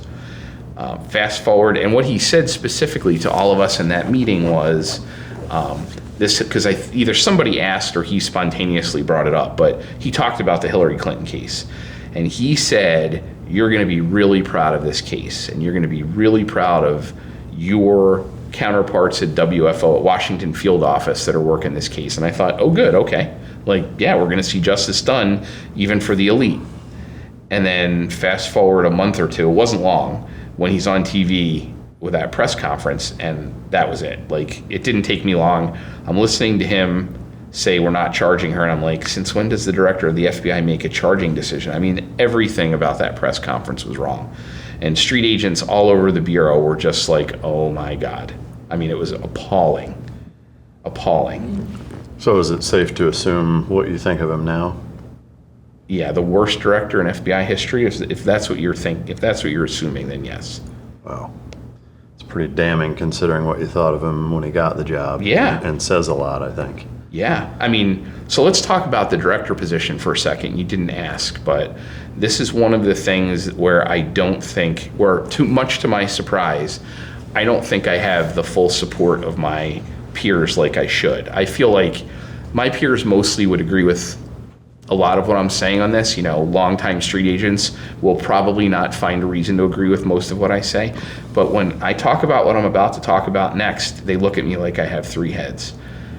I don't think you should be qualified. You should be allowed by U.S. code to be the director of the FBI unless you're a qualified FBI special agent. And people are like, no. I'm like, yes. So the chief of naval operations is a naval officer, the commandant of the Marine Corps. So you're saying I could go get somebody, from DOJ as an attorney and make them commandant of the Marine Corps? Well, no. How is it different? It's an operational organization with a vital national security mission, just like the Marine Corps. So you're saying that the commandant of the Marine Corps or the sergeant major of the Marine Corps has to be a long-term career Marine? Yeah. Okay. Why does the director of the FBI not need to be a special agent? And people are like, no.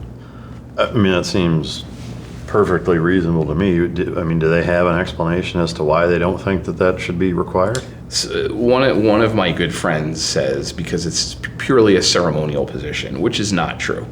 They can affect a ton of change and do every day. Yeah, they're involved in cases, they're meddling in stuff, and even worse than not having a director who is an FBI special agent, the fact that right now the deputy director was not only now isn't an FBI special agent, but never was, is catastrophic. Yeah. You mentioned J. Edgar Hoover earlier. Being a career FBI guy, does stuff like looking back on those days, even though you and probably most of the people you worked with, minus maybe some of the old guys that when you first got in, were still around. Is that something that you guys reflect on or talk about or look at all, like those days and or like JFK stuff, or what? Is that ever even talked about? I do, just because I think I'm different than most other people because I have such a deep sense of history. But I've definitely done a lot of research about the early days of the Bureau and how it evolved, how they went from being unarmed fact finders who had to call in the police to make arrests to getting firearms authority and then getting arrest authority. The early days of Hoover. I'm definitely a skeptic when it comes to the conventional history and the conventional wisdom. I want to do my own analysis. And so I've done a lot of research and a lot of reading on the J. Edgar Hoover days and his philosophy, how he kind of ran the Bureau. But I don't think that's a mainstream thing. I mean, there's definitely guys like me in the Bureau who are interested in the history and who embrace it and study it, but it's not a, widespread cultural thing where people think about it. Yeah. Do you think that there's way more to the JFK story than what's been? I don't know. That's not one of my areas of interest. Yeah. I mean, I think I won't say I find it inconceivable that the CIA killed him, for sure. Or that LBJ had something to do with it. Or that LBJ had something to do with it. Absolutely. Fast forwarding, you were still technically, it sounds like it was right before you retired, but January 6th, you were still an agent at that time? No, I retired in April. Okay. Of 2020. So still pretty close. There's been a lot of swirling accusations of a bunch of FBI undercover guys there. Do you know anything about that? I don't. Nothing? Do you know anybody that does? I don't. Yeah. I would say that, with that many people engaged in, potentially violent activity, there's going to be informants there. But I don't really know details. Yeah. I don't know. Yeah. One terrorism question. When you look at lessons learned from 9/11, almost your entire career is post 9/11 or most of it. Do you feel like a 9/11 2.0? Obviously, it's something that there's a number of terrorist organizations that would be happy to try to pull it off.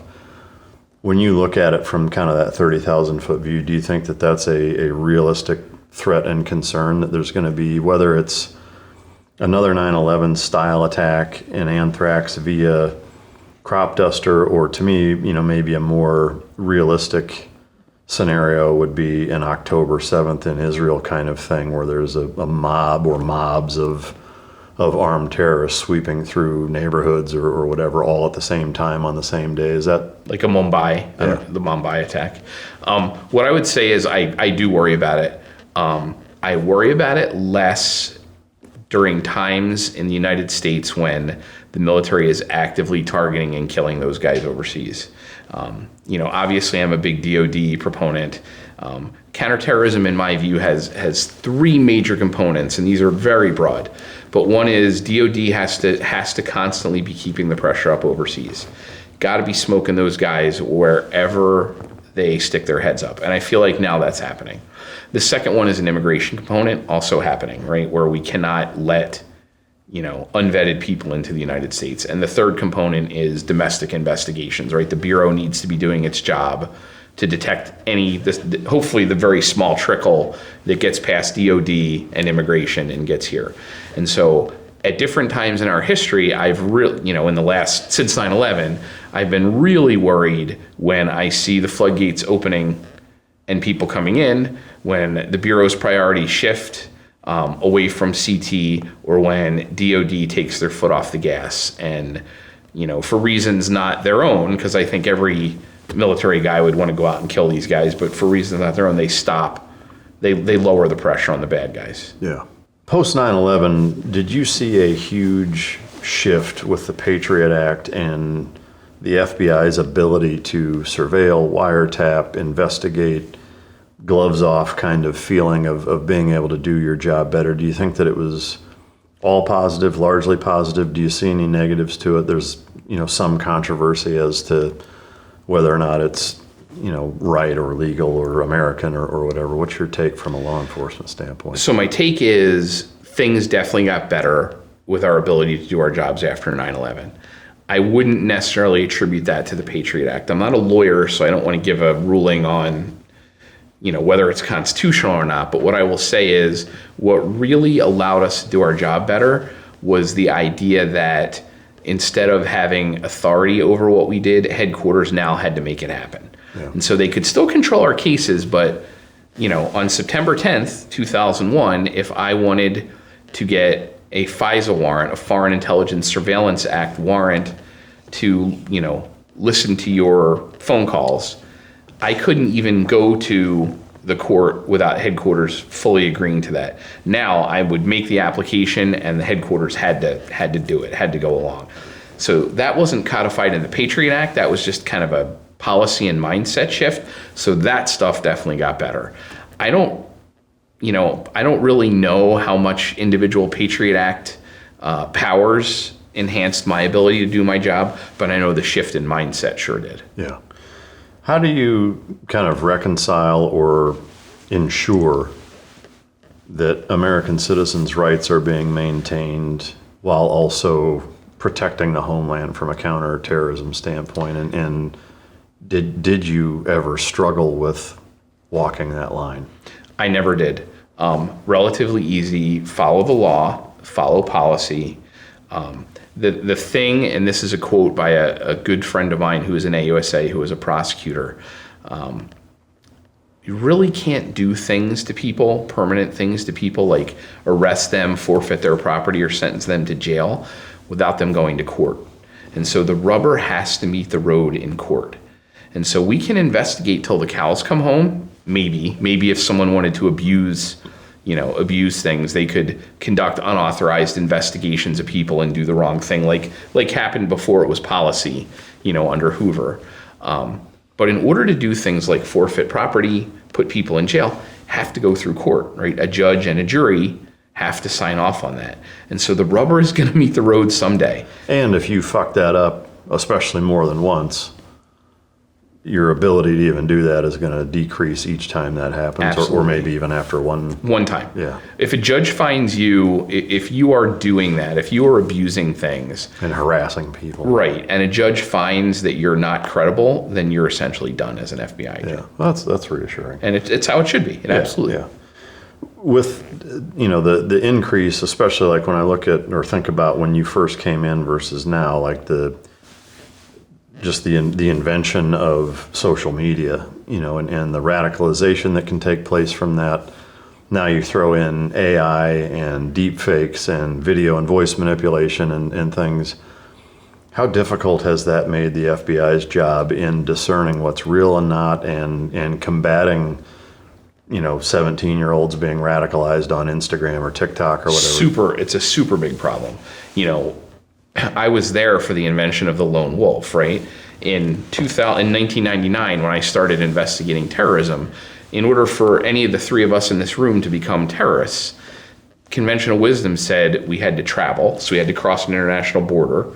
We had to go to a camp and train, learn how to shoot a gun, throw a grenade, make a bomb, use poison, pick a discipline, but we had to learn how to do that. Then we had to travel back, have a cover story for where we were, what we were doing. There were lots of steps.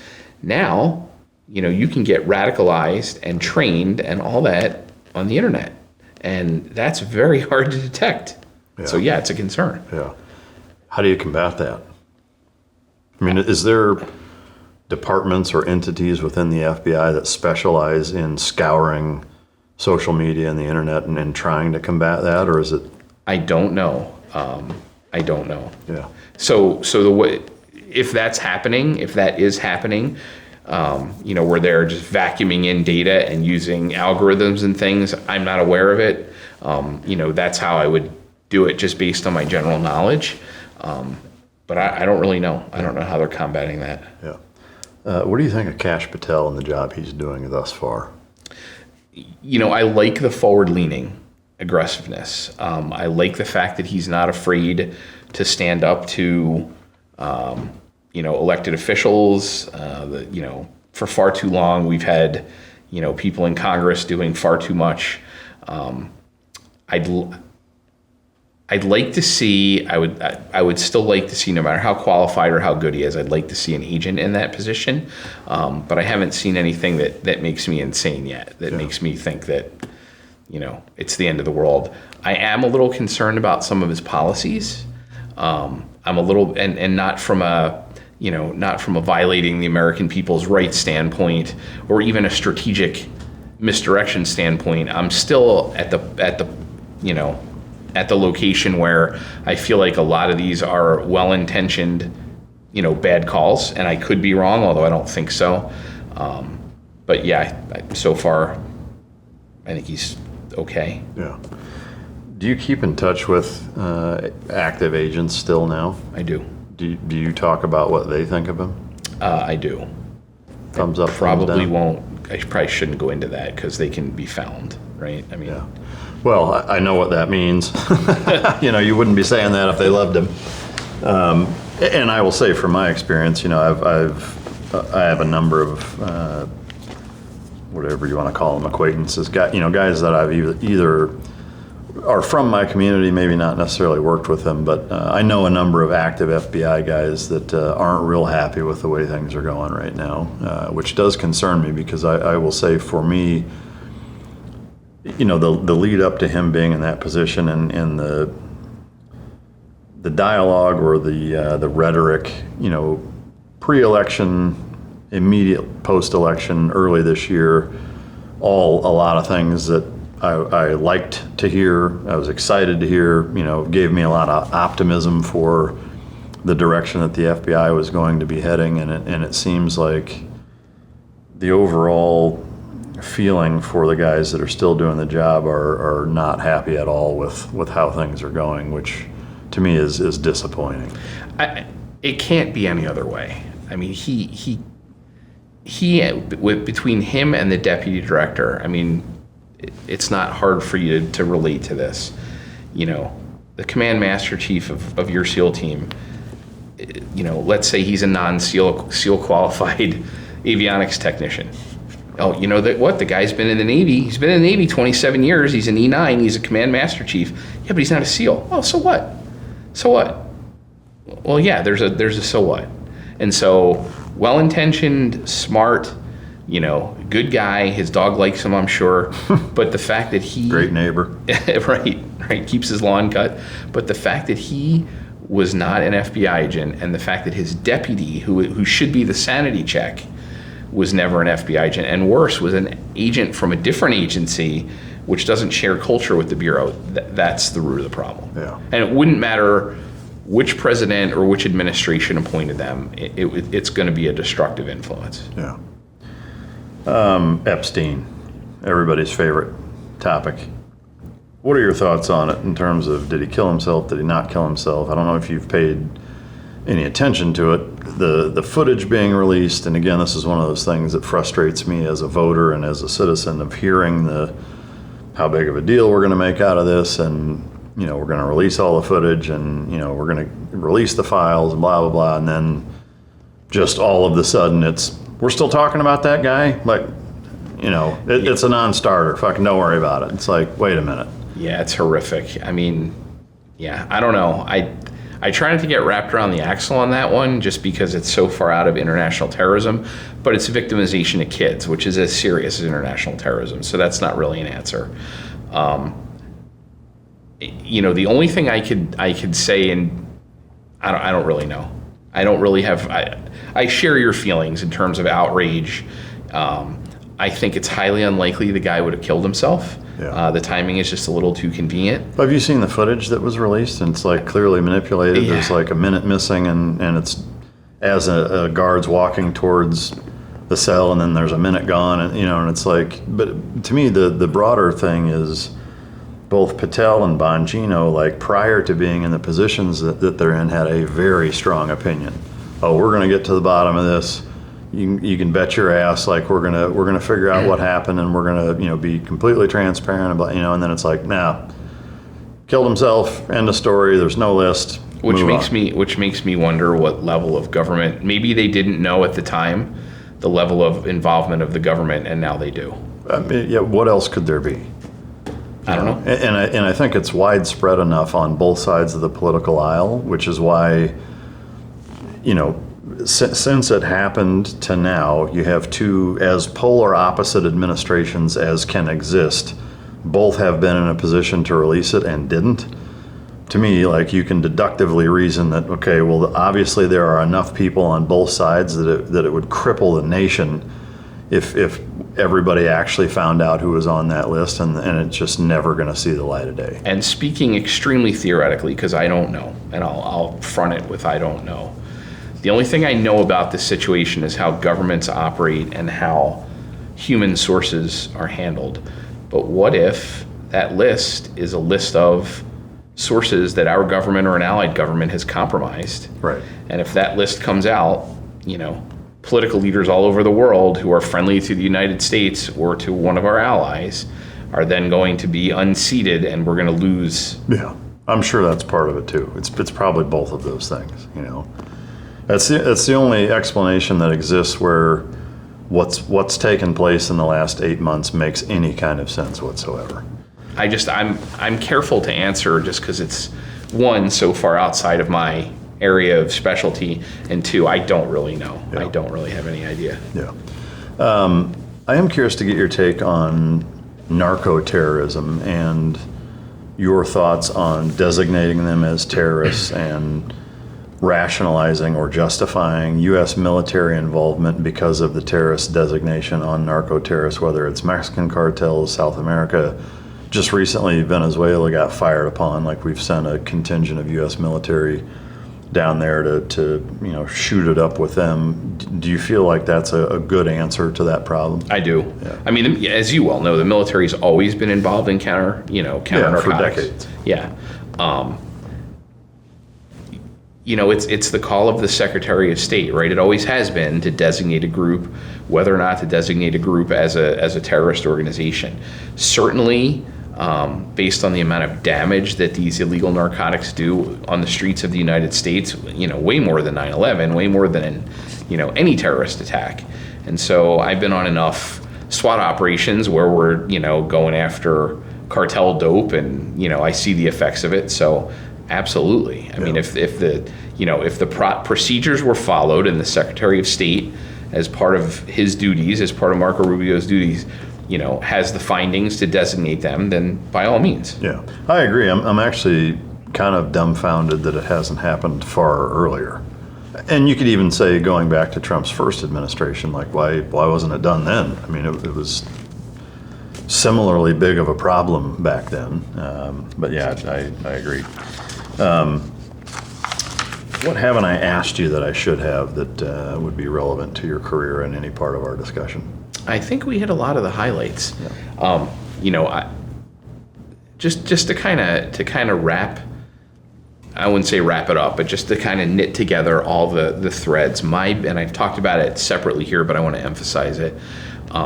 I think a lot of the problems that the FBI and the national security apparatus have had over the years come down to leadership, plain and simple, right? I think that's obvious, right? Military leaders, law enforcement leaders throughout history have taken ragtag bands of, sucky fighters and won, battles and wars with them. I would love to wake up one day to a bureau, because the bureau is what I care about, to a bureau, led by a director and a deputy director who are longtime career FBI agents. I think it would do miracles. I think people would be shocked at the effect it would have. Do you think that'll happen? I don't. Wow. And the biggest reason I think it'll happen, Mike, is because every time I say the director of the FBI should be an agent, people look at me like I'm nuts. They look at me like I said, yeah, a UFO landed in my yard yesterday and I communicated with them. God, it's so wild. I don't get it. I mean, I agree with you 1,000%. Like, to me, it's a no-brainer. And I don't get it either, how long-time guys I served with, when I say that, are just like, well, not really. And I'm like, how can you think that? I mean, to me, I would make the argument, like, why not? Yeah. They can't be any worse than the guys we had. Like, why not try it? Try it. Well, there's one argument that I've heard, and that is that he would close ranks with the rank and file, and then the Bureau would be rampaging out of control. And it's like, no, absolutely not. And no more than the chief of staff of the Army, who worked his way up from potentially private all the way up to 4-star general. Yeah, I mean, if you put a 26-year-old that had 2 years in, maybe. The guy's gone through screening and selection. Yeah. I do have a Patreon question from Claire. She says, I'm curious why that scum, pardon my ire, got the luxury of a criminal trial and not one as enemy of the state military tribunal. It still incenses me. Moussaoui, she means? Yeah, and I assume you could lump in any of the terrorist suspects that... So Moussaoui was not a possibility, right? That the concept of declaring someone an unlawful enemy combatant, as so many terrorists were, was not a thing in 2001, right? It only kind of came in after 9/11. And so it was not even a consideration to not give Moussaoui a trial, right? He was here illegally, but he legally entered the United States. He was arrested on an immigration violation and then indicted and, arrested on a criminal violation. Like, he was getting a criminal trial. The second of the three cases we talked about, the Warsami case, we definitely, when we weren't finding evidence and we weren't finding criminal, enough evidence to charge Warsami before we talked to him, we definitely looked at the idea of having him declared an unlawful enemy combatant. He met the standard. So in other words, the only difference between him and a guy who was walking around in Kandahar is that he was in Minneapolis. Yeah. But other than that, he joined Al-Qaeda, he trained at their camps, he fought for them, he was operating on their behalf, and so he technically should have been an unlawful enemy combatant. And at that time, the Bush administration, Bush 2, said, we're not doing that. Yeah. We're not going to do that. Any idea why? I don't. I wasn't privy to the legal... Yeah. And think about it. There must have been a good reason, because you have a guy who... Yeah, it's not like he kept the gloves on very often. Right, and there's a subject who is walking the streets of... his house was a mile from the FBI office and less than half a mile from the campus of the University of Minnesota, who we know was involved in anthrax. Yeah. And we desperately needed him off the street, and they weren't pulling the trigger on that. Yeah. Man, what such a fascinating career. And, it's interesting, my time in the military was, the entire time I was in was when you were either in the Navy or in the FBI. And so, different points of my career kind of paralleled some of the stuff that you were a part of, especially in the FBI. It's just, to me, it's fascinating and an honor to be able to sit down and interview you about all that stuff.